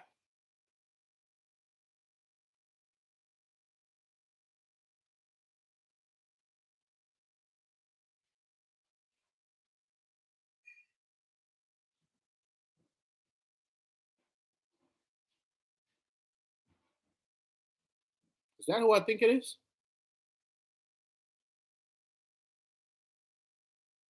Okay, it's not okay. It's not their star backer. Okay, this is like their number 2 guy.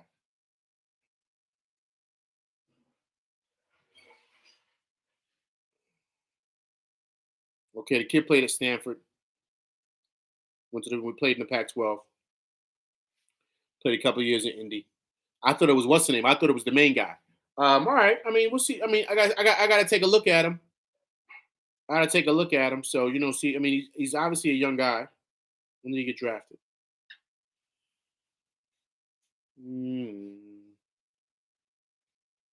Okay, so year 5. All right, so it looks like he's been in the league a minute. All right, Bobby.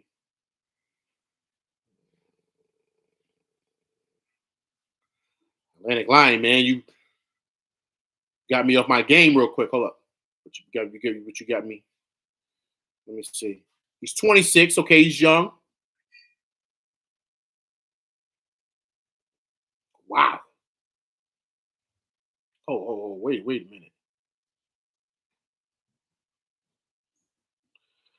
Okay, so he came in the league 2019, right? That's when he got it. He had 65 tackles one year, 72 tackles another year. Then last two seasons, he had 100. 2021 had 132 tackles. Last year, 151 tackles. Damn. Wow, that's big. He had 151 tackles, and he had 99. He had 99 solo tackles last year. It's basically 100 tackles by himself last year. Wow, and he's young. 4 years, 40 million. I gotta report that, man. But that's good, man. That's good. We got to get young on the outside linebacker. When Wink down there, Yeah. Yeah. That's a good get. Listen, the Giants are going to be smart with their money. You know, they wasn't going to give Trayvon Edmonds a whole lot much money, even though he's a Buffalo guy. They wasn't going to give TJ Edwards a lot of money. But both of those guys are in Chicago. Watch out next year for the Bears. The Bears got DJ Moore. They traded down and got all those picks. They got a number 8 pick, top 10 in the league. They got the quarterbacks back. He played good last year. He's back. He's basically a better version of Jalen Hurts. Justin Fields. Jalen Hurts wasn't looked at like Justin Fields was. It's just that Justin Fields is on a worse team. Jalen Hurts got on a really good team because he wasn't looked at as that good. So that's why he was able to develop. Justin Fields is way better than Jalen Hurts. He just hasn't been given the weapons or the pieces. Wait till Justin Fields gets his pieces and what he's able to do. The Bears are going to be dangerous next year. Dangerous. You heard it first here. I'm a Giants guy, and I'm seeing what they're doing. They paying money out there, man. And they just bumped down to get they can get a receiver right now, or they can get an offensive lineman, but they can get a top tier receiver. They can get a corner. Eagles is finished. I love the Eagles are done. They just lost. They just lost the big man. They just lost him to the 49ers. They just lost TJ Edwards. They're going to have to pay Hurts a whole lot of money. They're going to probably wind up using Darius Slay. They're going to probably wind up losing James Bradbury. So they're done. So all them guys that they had last year, because they just flooded the market and paid everybody whatever for 1-year deals to try to go to Super Bowl, failed. They went, but they didn't win. So what does it matter? So all those guys are leaving. They can't pay all those guys and pay the quarterback. So that's why them dudes are leaving. Sorry, guys. Blame Atlantic Line. Blame him. Nah, but great news, man. That was big. That was a great gift for the Giants. He's a young kid, too, man. 26 years old. He's young, athletic. Bro, he had 152 tackles last year. Year before, 132. So he's coming into his prime now. And that's what we need. We need a force in the middle that can tackle because Big Sexy is going to get busy in that middle. Leonard Williams, Kayvon Thibodeau, I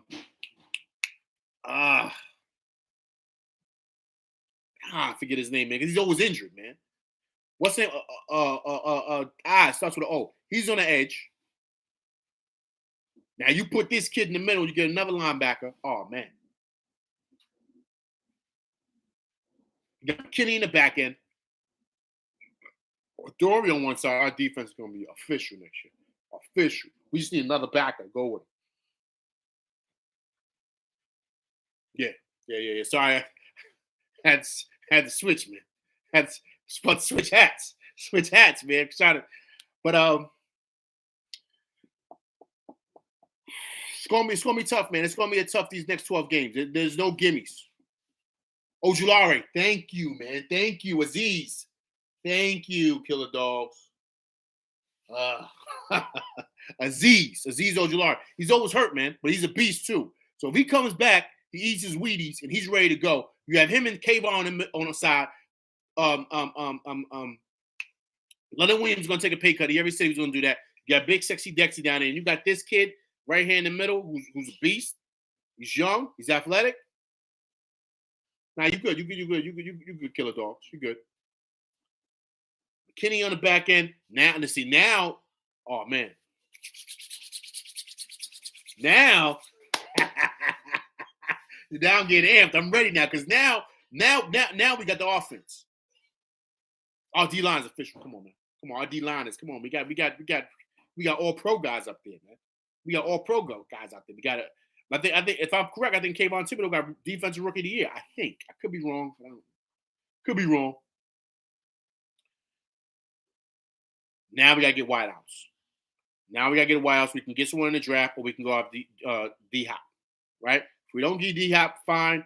We can go try to get my man from the 49ers, Ayuk or whatever. I'm trying to get my names together. I apologize. Pronunciation is terrible. Also, too, we can get Jordan Addison out of USC, big time get, so you can get on the outside. Then you can go and get some more pieces for the line. But I love our line. I love what our O line did. We still have we have staples over there on the edges. Like let Ayuk. Thank you. Let Joe Shane cook. Absolutely. All right, come on, man. I gotta get back to the Knicks. Come on, man. You messing me up here, brother.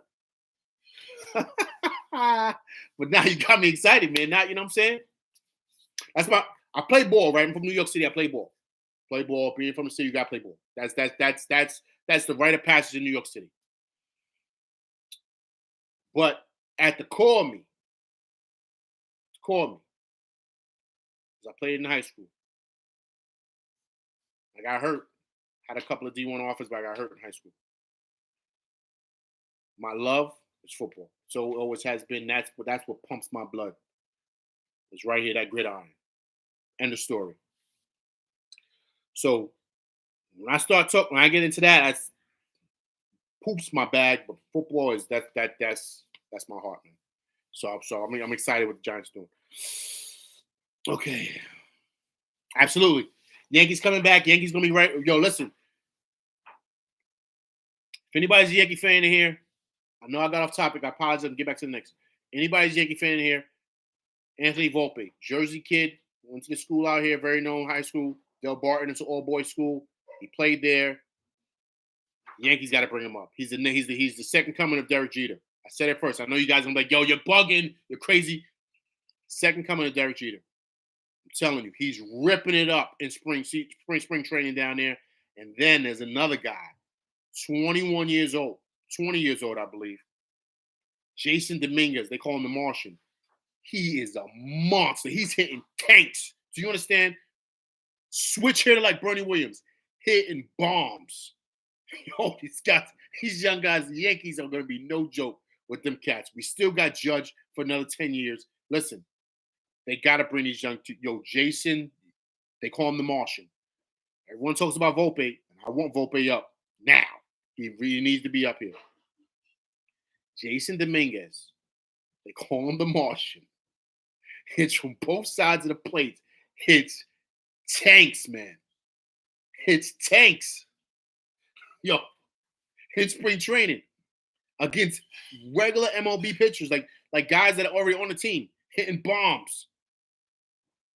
But he's probably going to start off at AAA because they don't have a position for him yet. Because remember, when you come up and you make the roster, they got to have a place to put you. You just can't come up there chilling.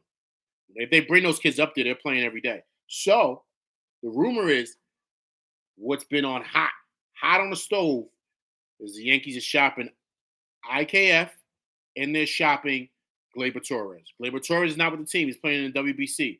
So they're shopping Gleyber Torres because they want to see who bites. Because if they bite, they're bringing Volpe up. He's playing second base. And Peraza, who's also another top prospect, is going to play shortstop. Okay, you heard it here first. Okay, I got off topic. Back to Randle and these guys. We got to finish out the season strong. We got to. We got to get to the point to where we have some stability. That's what Brunson brings. IQ, I think, has it in him, but he still has a lot of growing to go. IQ's only 23 years old. Remember, him and RJ are like the same age.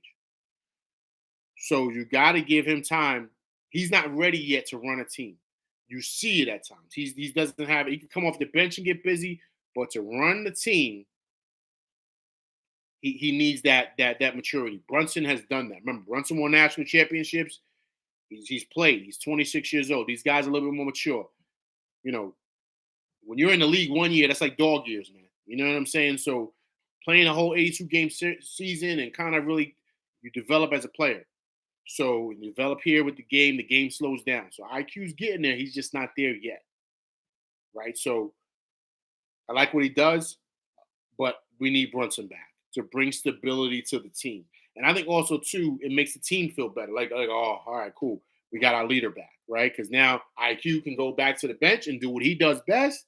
Everything can flow the way it's been flowing.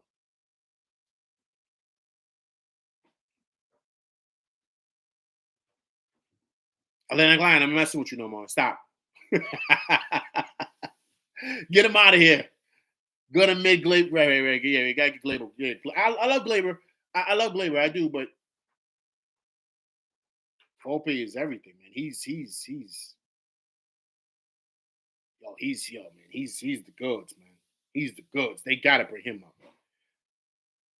You need young juice up in there, man. Especially with losing to the Astros like they've been losing. You need young guys up here like that. That's gonna bring. You don't need the same guys. You got to bring some new juice up here, man, to change the culture. Once they change the culture, they get a new bunch of guys, young guys that are hungry, that are not afraid to swing the bat, not overthinking it. Then that changes the culture. It's like what Jeter and those good. That's like what the core four did. They changed that culture because they were young and they were athletic and they were hungry. The core four changed everything. That changed the whole team, the whole blueprint.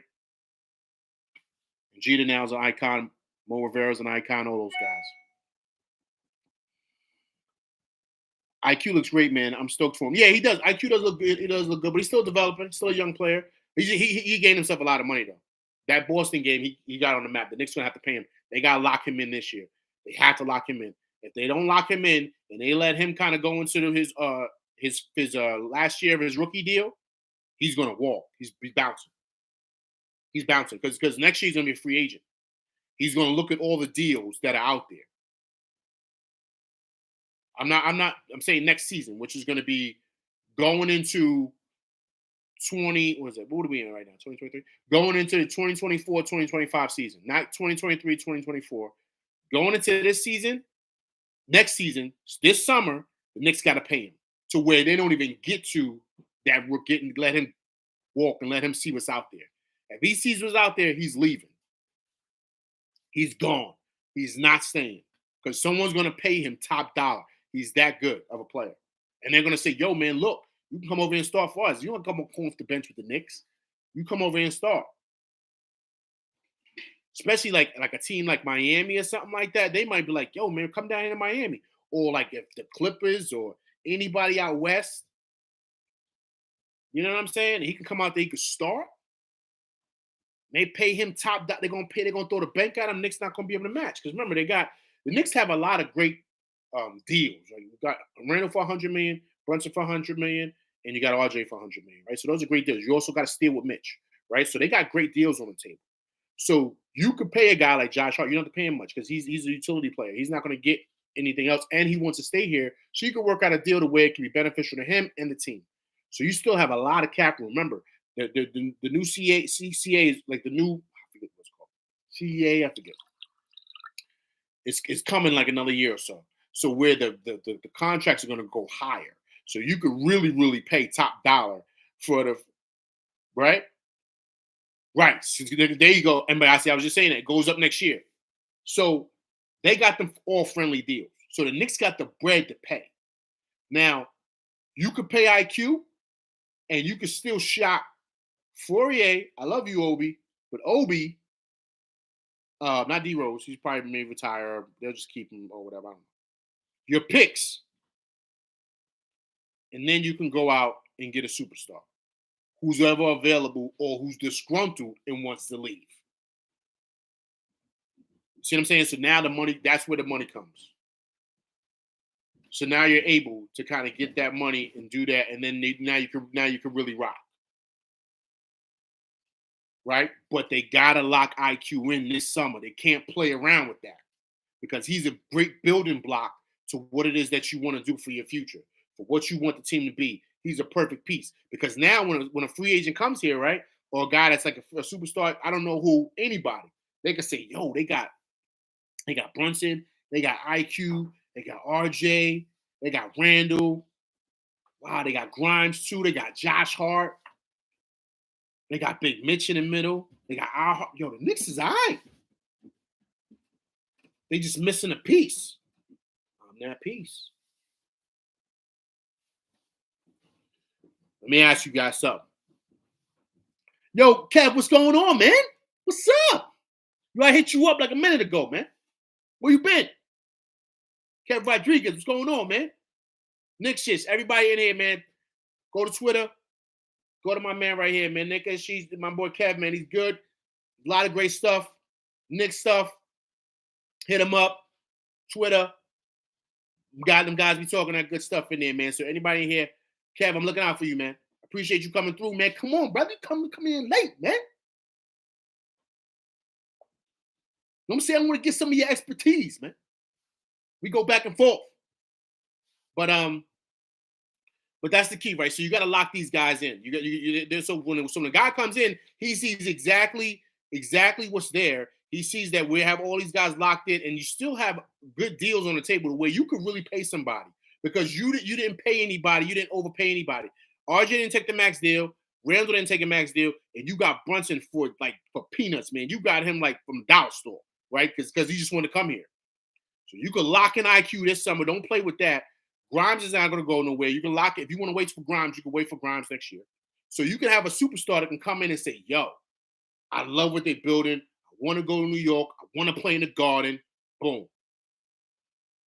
How would you guys feel? Throwing it out there. Let's say the Suns make a run and the Suns win it this year. And KD says, I'm retiring. I don't think he's going to do that, but I'm just throwing it out there. Right? And Devin Booker says, I'm out. I want out of my contract. I want to get out of here. What do you throw out there to get Devin Booker? And put him at the 2. And put him at the 2. Him, Brunson. You can put RJ at the 3. Randle at the 4. Big Mitch. Now off the bench, you got Hart. Come on.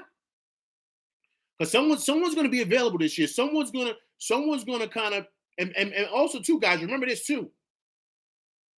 OG Anunoby's going to probably still be available this summer. Something's going to happen.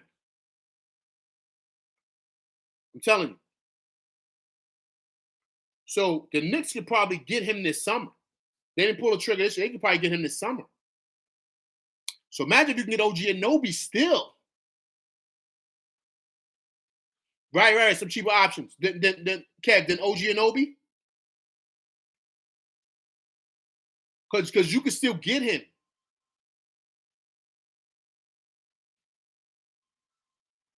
I think the process Joe Embiid will be but he's not going to cost the house. Yo, man. Embiid. Mikal Bridges bring the whole championship. The Nets ain't gonna let him go, man. They're gonna throw the crazy bag at him. If we're gonna go cheap, I'd rather try for Mikal Bridges, right? But here's the thing, though: is Mikal Bridges gonna cost more than OG Anunoby? The Nets are gonna throw the bag at him, the crazy bag. I'm waiting for 2025. Every superstar will be reversed. Me too. And they will all have players' options. I agree. I'm just saying this summer what the possibility could be. Because I think the Knicks are definitely an option. I think they definitely are. Cam Johnson's available. I like Cam Johnson, man. I just think I think he's a specialist. I like him more coming off the bench shooting threes, Kev. I like him better like that. I don't know. I know he's a perfect wing player, but do you start him? You know what I'm saying? Do you start him? Do you start him at the 3 and put RJ at the 2, Cam Johnson? I don't know about that. I like Cam Johnson, but does he play defense? Because Tibbs wants defenders. So can he play D? Because if he's going to come and we want to pay him, they're going to want to start him, right? Does he deserve to start over Grimes? You put RJ at the 2, put Cam Johnson at the 3. You know what I'm saying? So I'm just thinking about matching up. My thing is that if we can still steal OG Anunoby this summer from the Raptors, and we still have him with Josh Hart, you can put RJ at the 2, OG Anunoby at the 3. That's a beautiful defensive line. OG Anunoby can score. He could definitely get you 15 a game, and he can defend. So Randle and RJ can do what they do best, just score and don't play no defense.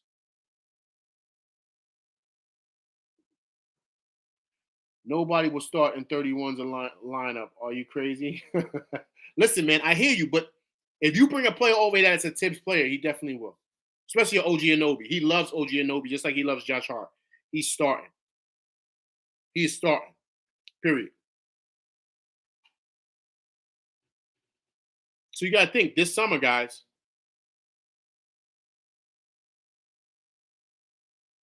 For who? What do you mean for who? MBIC.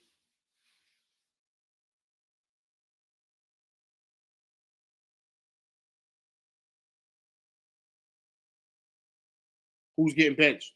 For OG Anunoby? Grimes is getting benched. Grimes will get benched for OG Anunoby. OG Anunoby's 6'8", man.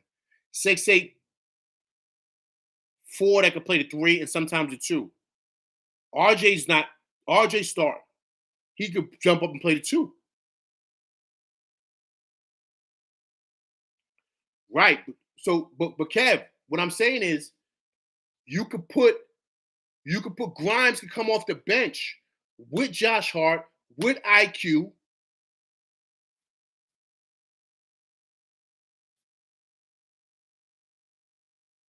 You would have to do mix and matching in regards to somebody for Randle. They'll probably pick up somebody else in free agency that can come in and fill a Randle void. A lot of people are saying Jeremy Grant. How much is Jeremiah Grant going to want? You don't see that. You don't see. Wait. You don't see OG Anunoby coming and starting over Grimes? That's a definite. Explain to me why you don't see that. Because I want to hear that. Everybody talks Jeremiah Grant, too, out there in Portland. Everybody talks him as well. I like him also. He's shooting 40% from 3. He's big. He's about 6'9", athletic. I know he has a twin brother. I forget, one of them went to Syracuse and was really good.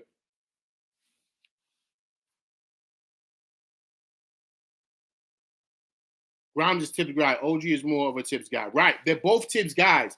But what I'm saying is that you got to think about this. He's not. They're all Tibbs guys. So, but Tibbs, you know what Tibbs loves? Tibbs loves big, strong wings. He loves guys that could defend, could score, could rebound. That's what he loves. That's him in and out. And that's what OG Anunoby is. That's what Josh Hart is. That's what Grimes is. But OG is bigger than those guys. And he can score just like him, and he can rebound like him, and he can defend at prime positions, which is the 3, which is the prime position in the league. Year 3. And he's big. He's 6'8". And he can defend a 4, a 3, and a 2. It took 31. He's killing me to 31. I'm like, oh, I got you. It took 31, 1.5 years to get the line right. You think he would change just like that? Absolutely. Because if you bring in a guy that's a Tibbs guy, it can work. What happened? Listen, what happened? See, people. What happened? Cam Reddish wasn't a Tibbs guy.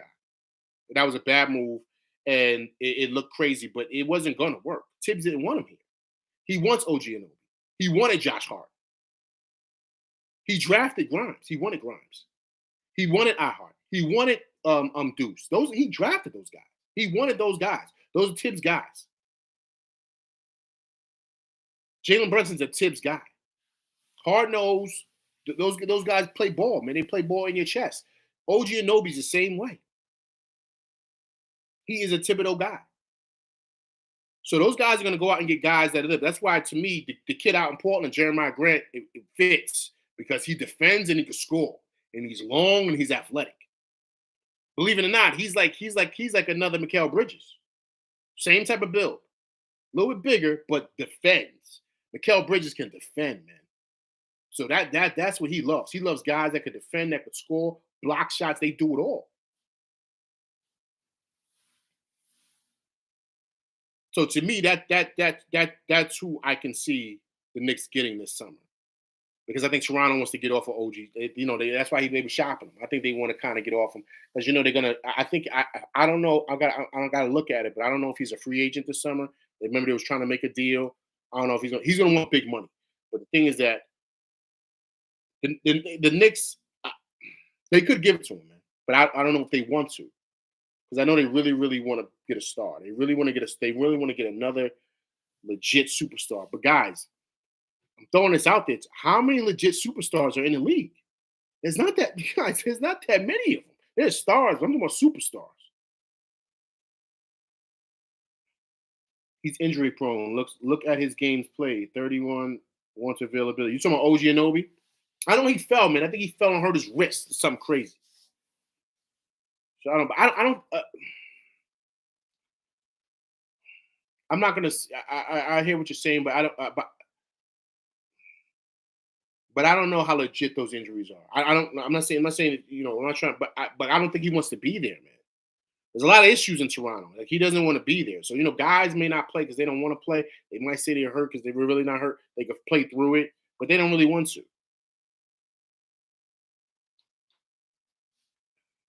So we got to see exactly what happens with some with these deals this summer because I, I don't know who's available and who the Knicks, but they want a star, man. They want a superstar. They need that guy because Randle is not a he. I don't even think he's a 2 option. I think he's like a 3, man. I think he's like a 3 option. I don't think he's a 2, man. He's because he's like if Brunson ain't there, he goes crazy, man. You know what I'm saying? So, but once again, like my question, how many superstars are there though? How many superstars are out there? There's not that many superstars in the league, man, and they're all locked in wherever they're at. I think the Knicks will be built like the '04 Pistons when they won the chip. No superstar, a bunch of defensive dogs. Agreed. Agreed. I mean, they had a couple of all-stars on that team, man. They were stars though. They weren't superstars, right? They were stars. Rasheed Wallace was a star player. Remember, he was getting busy over there when he was with Portland, right? Um, Chauncey Billups became a star there, right? Rip Hamilton became a star there, and of course Ben Wallace became a star there, right? So you have 4 guys over there. Oh, sorry, Tayshaun Prince, right? He became a star there. So all those guys were like star players. They developed as star players. There's a Larry Brown. Larry Brown. He knows. He's like another tips guy. So I do see exactly what you're saying about that. Definitely do. Killer Dogs. Most of the stars that would be available are old, right? Boy don't lie. Remember, Melo got 3 from the dome from She from Philly, man.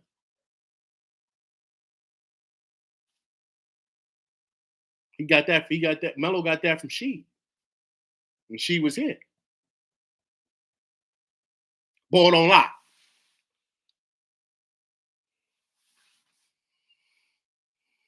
I would make him Randle into a Rodman type player. Come on, man. Listen, look. I have my issues with Randle. I do. We all do. But you can't deny, man, how talented he is, man. That's why people deal with him. They deal with that nonsense because he's uber talented, man. There's not too many 6'10" guys that could do what he does. Maybe Kyle Kuzma, but Kyle Kuzma is not as aggressive as Randle can be. Randle going at Baja, man, he get nasty with it. You know what I mean? He clapping on dudes, he dunking on them. Kyle Kuzma, he ain't really got that grit to him. Randle does. Randle has that edge. You know what I mean? Hey, but I think Kuzma's available. Everybody talking about Kuzma, man, but he gonna want big money, man. He's gonna want big money,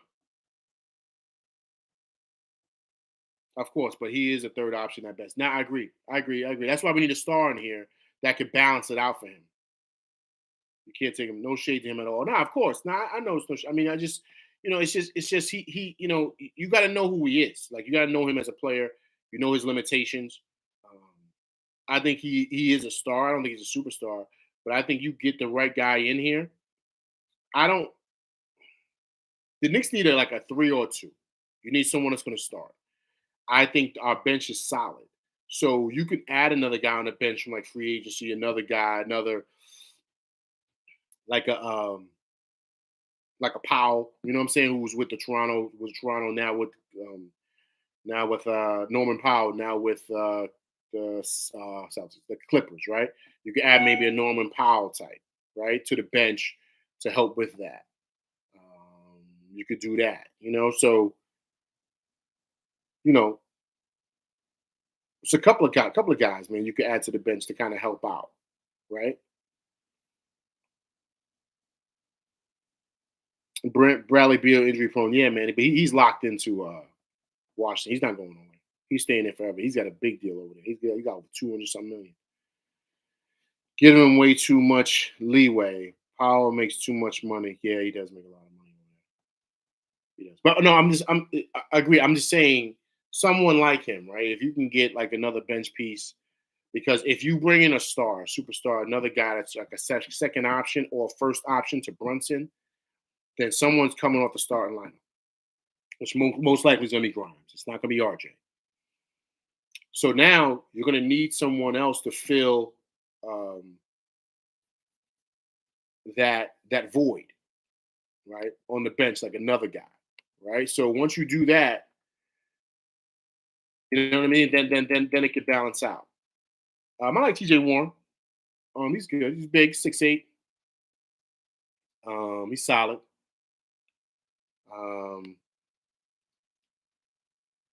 It's a lot of options out there, but what the Knicks are doing is they're making this a very great destination, especially if you're a young player.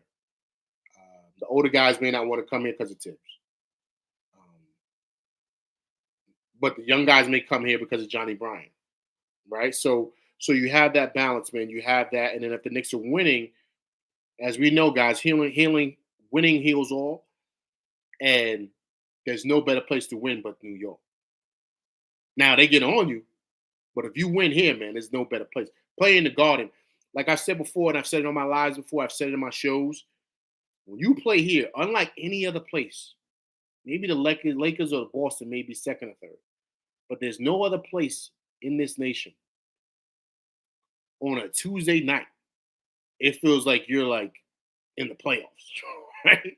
Because the Garden is packed to the rafters because everybody wants to see the game. Other places, the place is half full. No one's really out there. They don't really care. They want to go to the beach. Right? Other places, they just, places like Memphis, and Houston, and they don't care. They don't want to be there.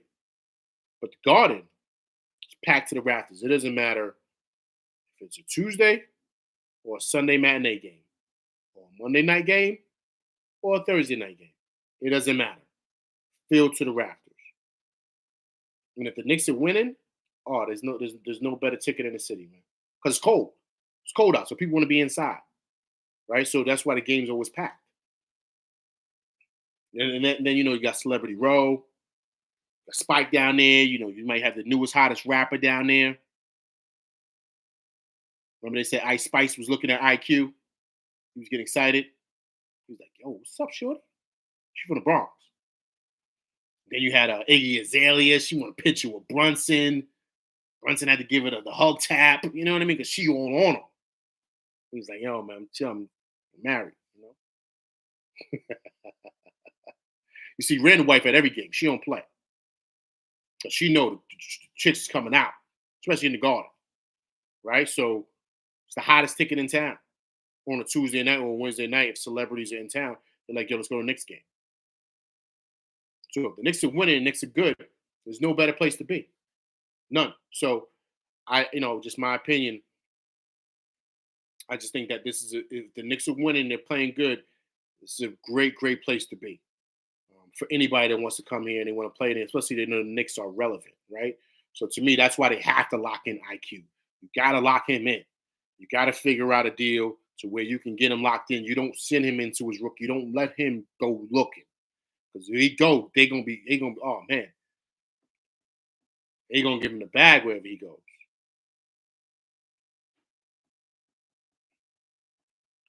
I don't agree with you. I don't disagree with you, but they didn't trade for Mitchell because of Grimes. So do you see how he moves to the bench? Of course. Nowhere like New York. Absolutely. Of course. If they bring in, listen, Mitchell's not a Tibbs guy, man. He doesn't play defense. So it wasn't going to work. He just want to score. Now, I love him. New York City guy. I think he played Riverside Church. He didn't play with the Gauchos. He played with Riverside Church. So he get busy. We know this. But you got to defend with Tibbs, man. Tibbs don't play. You know what I'm saying? So they was going to butt heads. It was going to be a problem. It really, really was. So um, I think that was something that had to be worked out and kind of figured out. You know what I mean? And he just said, "Nah, I don't want to do it," because they wanted a lot. They wanted a whole lot for him. So so that's why I think if they do bring in another guy, he's not going to mind putting him on the bench because they're bringing in a guy that's going to help us get over the hump.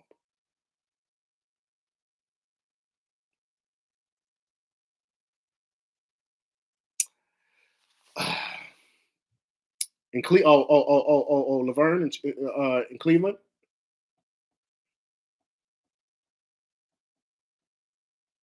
I like Laverne, man. Remember, he was at Michigan. He got busy when he was Michigan and he went to the Nets. I like Laverne. I like his game, man. I like his game. I don't know. I haven't thought about that. Kev, let me marinate on that because I like that. He's a good ball player. He is. He is. He is.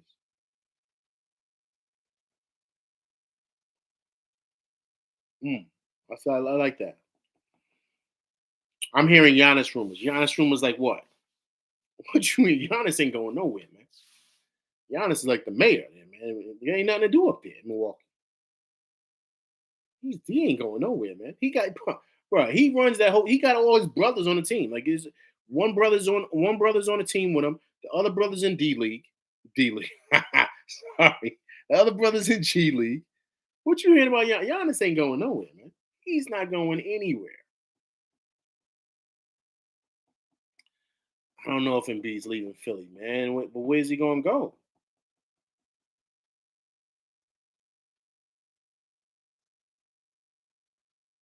What? He's not coming to the Knicks.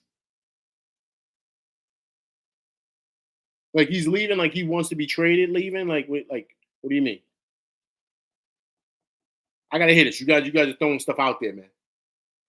I gotta hear. You guys gotta elaborate with me. Why Giannis and Embiid? MBIC said he doesn't want Embiid. No. MBIC. You said I'm hearing Giannis rumors. Giannis rumors like what? I haven't heard no Giannis rumors. I'm pretty locked in.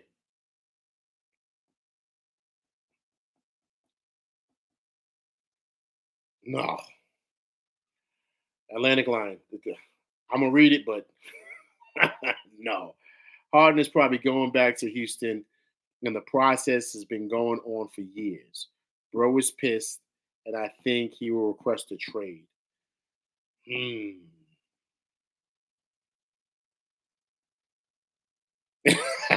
Yo, wait. He's not. Yo, Giannis is not leaving Milwaukee, man.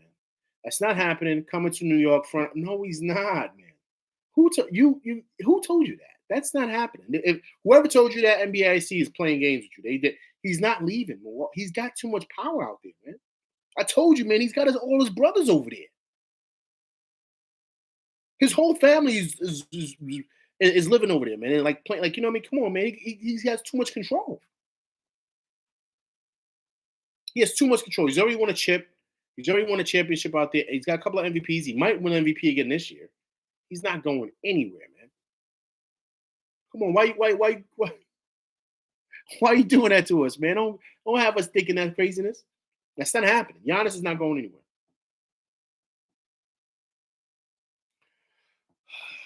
I mean,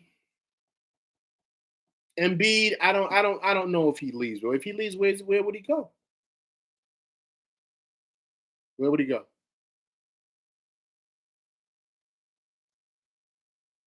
Because you got to think, if he wants a trade, they want something back. We got the assets, but what do you give up for Embiid?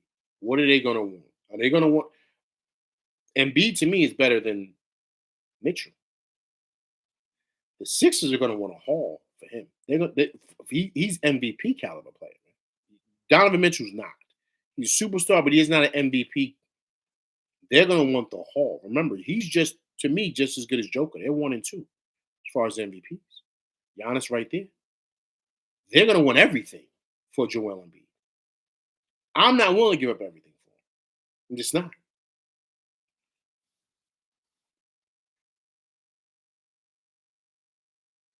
The Golden. Whew. But Golden State got to give up everything too. I don't think they're doing that.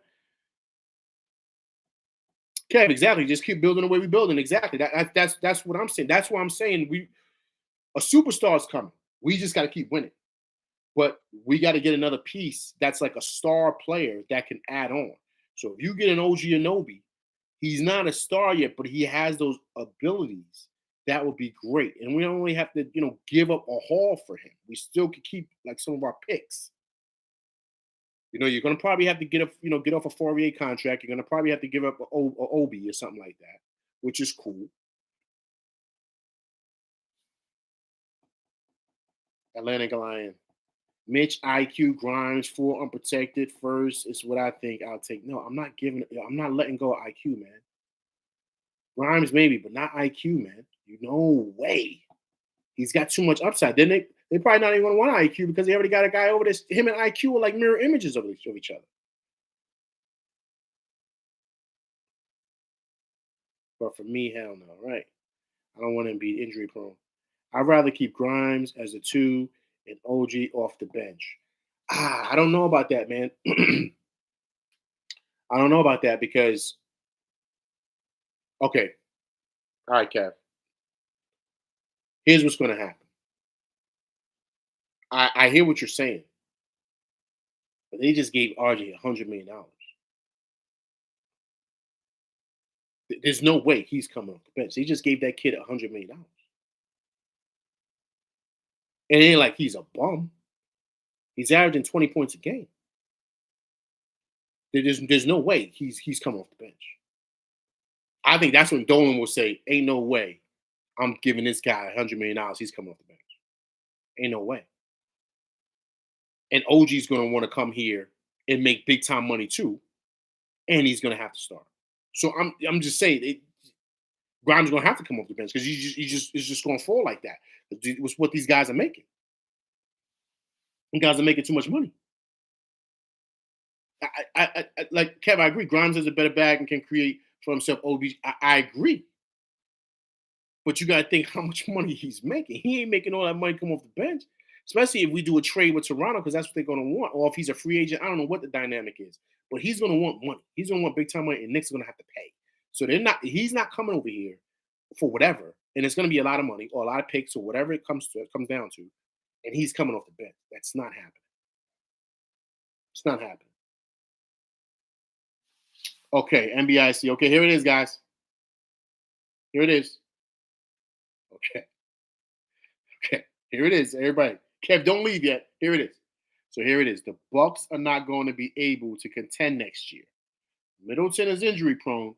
The guards are old. No upgrades are happening. He wants to win. If he wins in New York, he is solidified. Listen, man.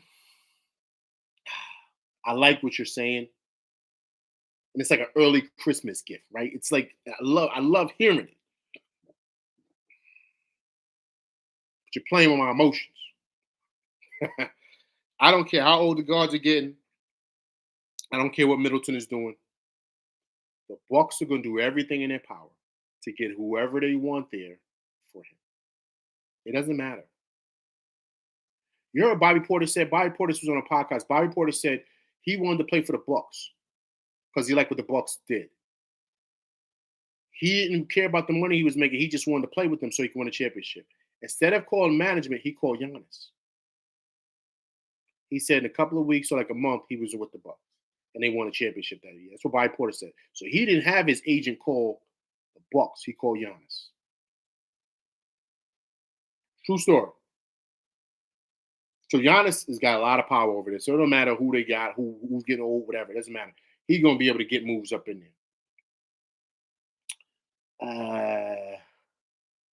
Giving OG Anunoby $100 million is crazy. I pass. I agree, man. I agree.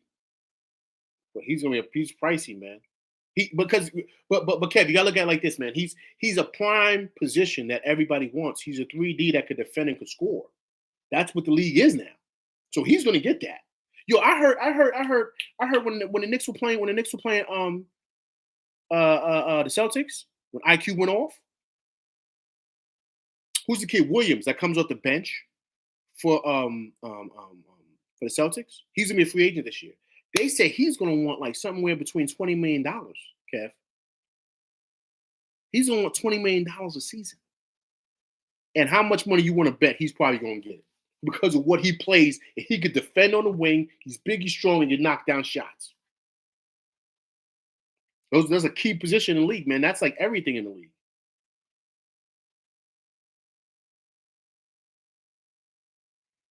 I'm not trading with the Ripper in Toronto. He's worse than Ainge. Yeah, he is. I love Bobby Portis, and I don't want. He's solid. Christmas gift, right? Giannis is the king of Milwaukee. He's good there, absolutely. I watched that JJ Redick episode too. Yeah, that's what he said, right? Bobby Portis. But remember, we still have to sign Quick and Josh Hart. Right, we're going to sign him this year. That's not happening. They're definitely going to sign Josh Hart. I said it earlier, Kev, and they definitely got to sign IQ. I don't care what they do. I don't care what the Knicks do. They got to sign IQ first. They got to get that money. They give him $60 million, $70 million, whatever. Give him that. You can get Josh Hart for a deal. You can get him for like maybe 40 or 50 million. Boom, they're done. They're done. Lock them in. I want the Celtics to collapse. Yo, what about Jaylen Brown?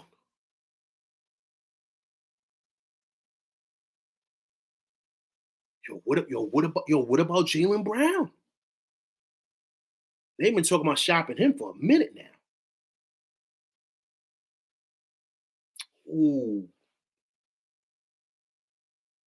Let's think on this.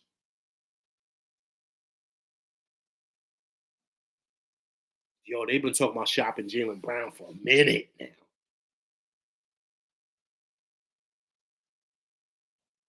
Yo. If I'm the Knicks, I'm on the phone as soon as you see what they want for Jaylen Brown. If there's anything they could do. With our picks. Ooh, Jaylen Brown. Who said that? Yo, Atlantic Lion, man, you on fire tonight, man. You on fire tonight, man. Ooh, Jaylen Brown.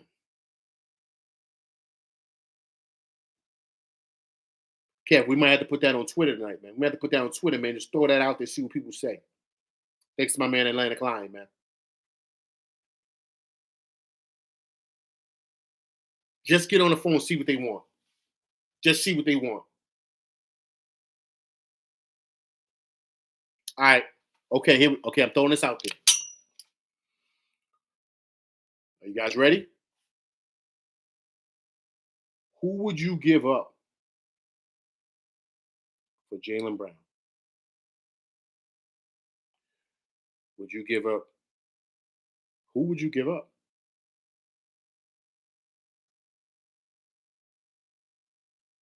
I think because is Boston going to want back a star player? Or are they going to want back picks and a couple of role players? Because you could do that too. Because remember, that's what Cleveland wanted. They didn't ask for RJ till later, but they wanted Grimes. That was the key. They wanted Grimes. They wanted Grimes and a couple other players, and they wanted the picks. They wanted like 5 picks, something crazy. And this Knicks said no.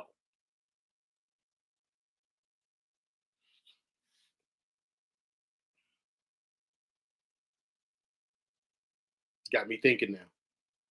Got me thinking.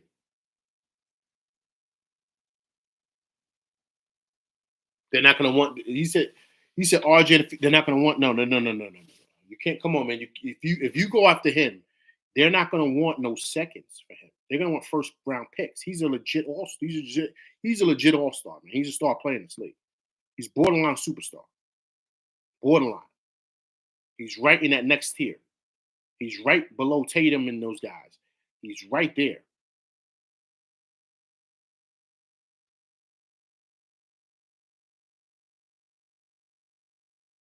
Right? No. NBIC. He's not. He's right in that lower tier, man. How old is Jaylen Brown?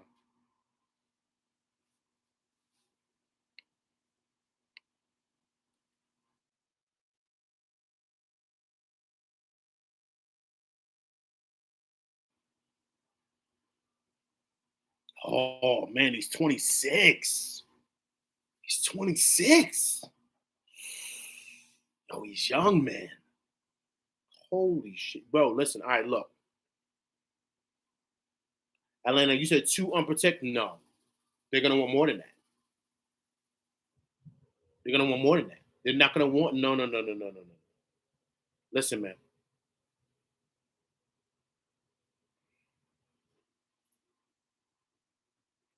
All right, look. I'm gonna see if they want if they'll take Grimes, Obi, um, Fourier, and 5 picks. Knicks got 10. 5 first-round picks for Jaylen Brown.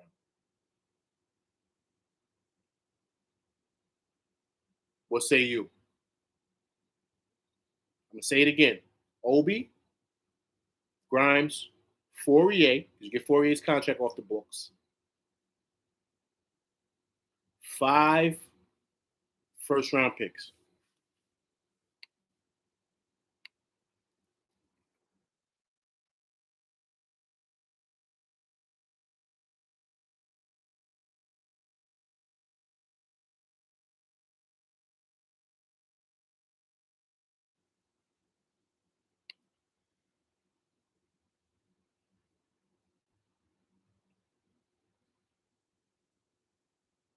I don't know how many. I'm looking right now. I don't know how many unprotected picks they got. I'm trying to find it. If anybody knows,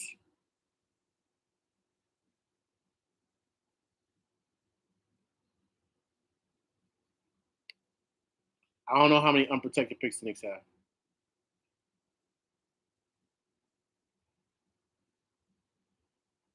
Right. That's too. That's too much for Jaylen Brown. Edward Walker, what's going on, man? How you doing? I just saw your name. How you doing? How you doing? I appreciate you coming by. Thank you, man. If you haven't subscribed, please subscribe to the channel. How you doing, Edward Walker? Thank you for coming by. Listen, I don't know how many unprotected picks they have. I know they have 10 picks. I don't know how many unprotected.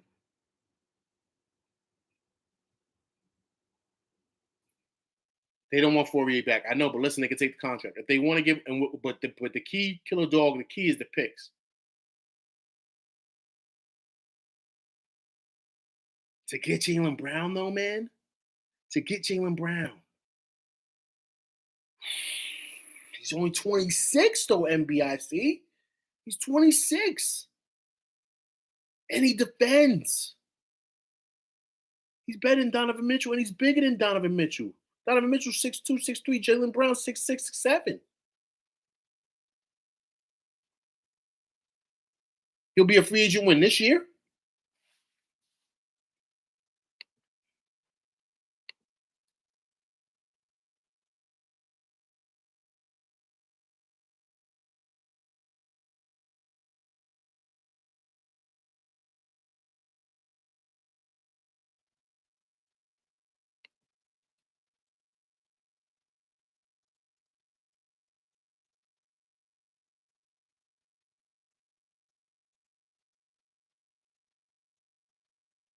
Next year. Wait. 2024, he's going to be a restricted free agent. They got him for this year at $26 million, and they got him for next season. So they got him this season and next season. Going into the 2024-2025 season, he's an unrestricted free agent. So you would basically have 1 season with him. You would have to sign him.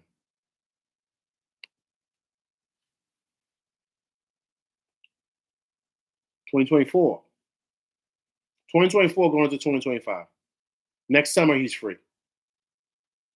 Not this summer, next summer, 2023, 2024. Next summer, he's free. Going into the you say 2025, I say 2024 because that's the year he's gonna be free. That summer of 2024.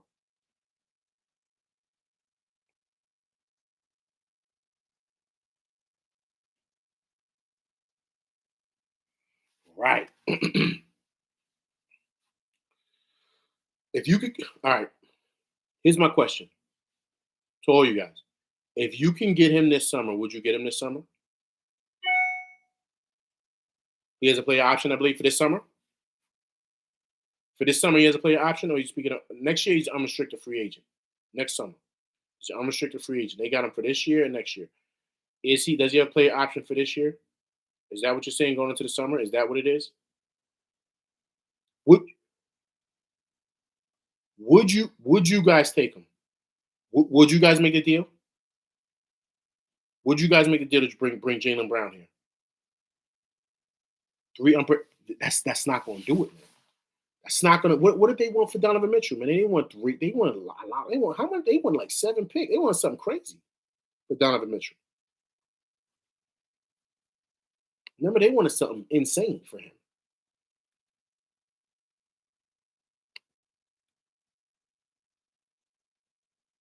Let me see here.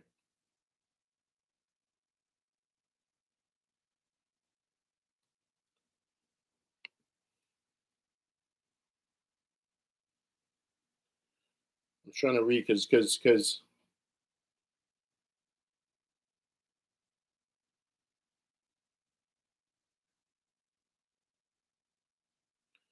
see Ainge wanted Ainge because Rudy Gobert got three. Rudy Gobert trade with the Jazz, Minnesota. It was 3 unprotected they got for Rudy Gobert, right? Ainge wanted more. Ainge wanted like 5 from the Knicks. He wanted like 5, something stupid from the Knicks for Donovan Mitchell.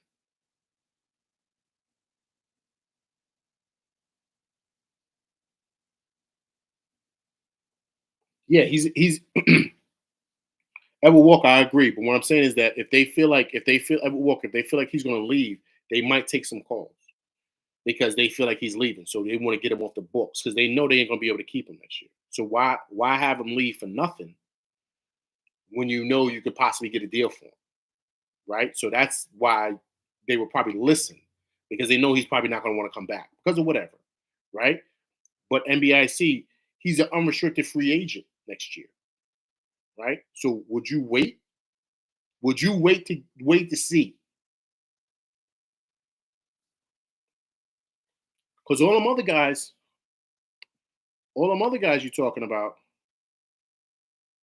NBIC, all them other guys, I think they're 2025.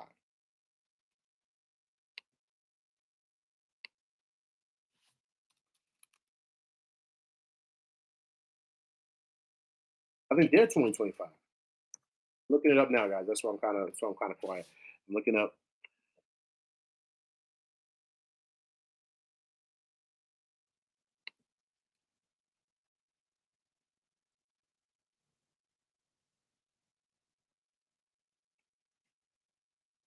Like perfect example, right? Perfect example. Devin Booker.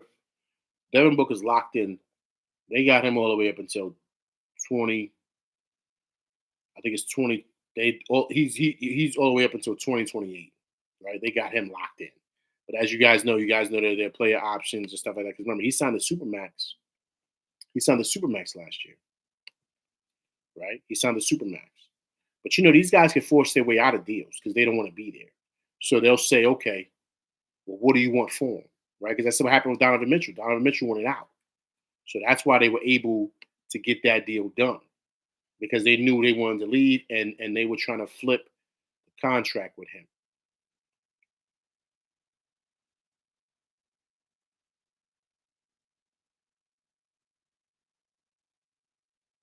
So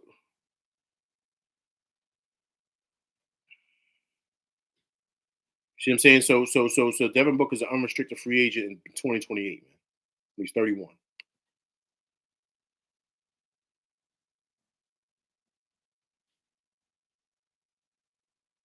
I want to keep Grimes and Obi. Yo, me too, man. But I don't know about Obi, man. That's not. I don't think we got to give up something.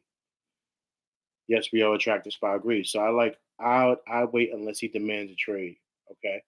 I said all superstars are available in 2025. Yeah, but who though, man? I mean, you talking about old guys? Like who? Because Booker's not. You know what I'm saying? He's not available until 2028. Like who? Because guys are going to be locked in. Let me see something. Guys are going to be locked in, man.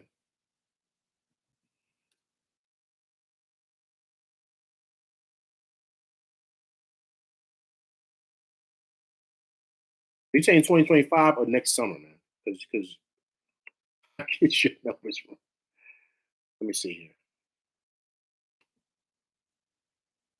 Okay, so the free agents for next year, right? I'm reading down to you guys. Free agents for next year, 2024. Klay Thompson, Tobias Harris, Chris Middleton, James Harden, Siakam, Porzingis, Gordon Hayward, Kyle Lowry, DeMar DeRozan, Jaylen Brown, Draymond Green, Buddy Hield, Mike Conley, Fred VanVleet, Eric Gordon, Joe Harris, Sabonis, Spencer Dinwiddie, Gary Trent Jr., Markelle Fultz, Deontay Murray, Malik Beasley right now, right? Kyle Kuzma next summer.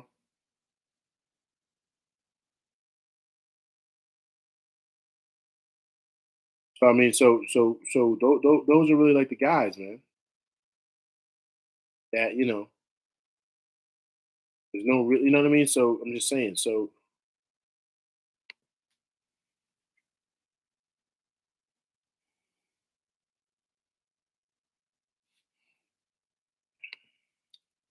yeah, but the superstars, but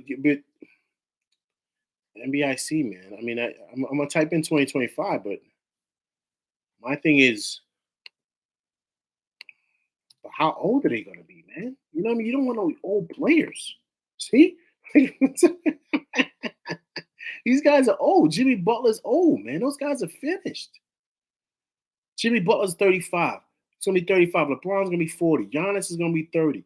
Paul George is gonna be 35. Kawhi's gonna be 34. Anthony Davis is gonna be 32. Drew Holiday's gonna be 35. Jason Tatum's gonna be 27, but he's not going nowhere. Donovan Mitchell's gonna be 28. I maybe we could steal him, but I don't know, right? Brandon Ingram's gonna be 27. Jamal Murray's gonna be 28.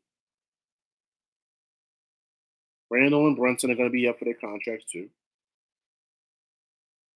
Malcolm Brogdon, Alex Turner.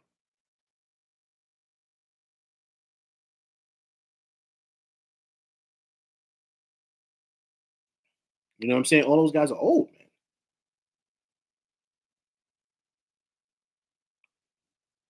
I know it's 2 years, man. I'm just my thing is that if you can get somebody now, why wait? If you can get somebody now, why wait? Tatum, listen, all right.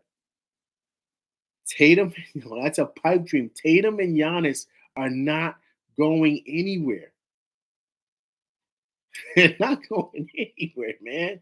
I get it. Like that's a pipe dream. They're not. Boston is not. They're not leaving. They're staples on for those guys. I love Anthony Edwards. I love Anthony Edwards. Let's take a look. Let's take a look at him.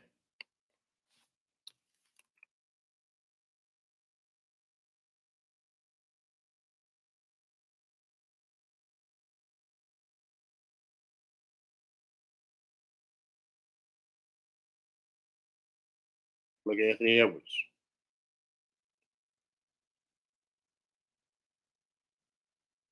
Ooh.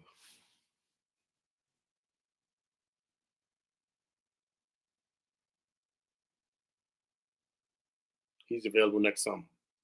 Restricted free agent, but you could do a qualifying offer. You can kind of go and fight for him.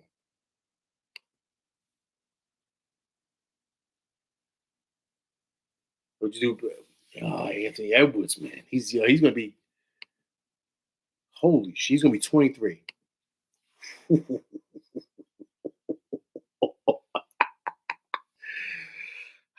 I know. Listen, I know he don't play D. I know he don't play D. But who does in this league today? That's why I'm saying OG Anunoby and all these guys are like prime. They're prime. The guy Williams from Boston can get asked for $20 million a season because he plays defense on the wing. But here's the thing, though. You're not bringing Edwards here to play defense. You're bringing him to score, and he's young. He's moldable. You can mold him.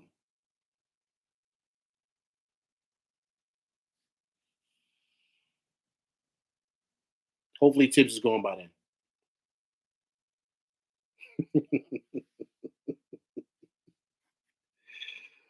Oh, man. It's a lot to think about. No one wants to play in Minnesota. I agreed. That's why Steph left, and that's why KG left. Big ticket. That's why he left. That's why Steph left. All those guys want to leave, man. Nobody wants to play there. I mean, Gobert is there. That's not working out. That's a bad decision. He just this is not working out. I don't think Cat wants to be there really anymore. So we gotta see. But listen, it's 10:30, man. I'm out of here. Listen, I appreciate you guys coming on. Listen, I'm gonna try to go live again before the week is out. I'm gonna hit you guys up out there. So please, if you haven't subscribed, please subscribe so you can get the notifications. I appreciate you guys coming through, wrapping it up with me, man, chopping it up. Let's get this win tomorrow in the CAM Championship. That's what we're gonna call it tomorrow. I appreciate you guys coming by, man. Let's go Knicks, man. I'm out of here, right? Peace.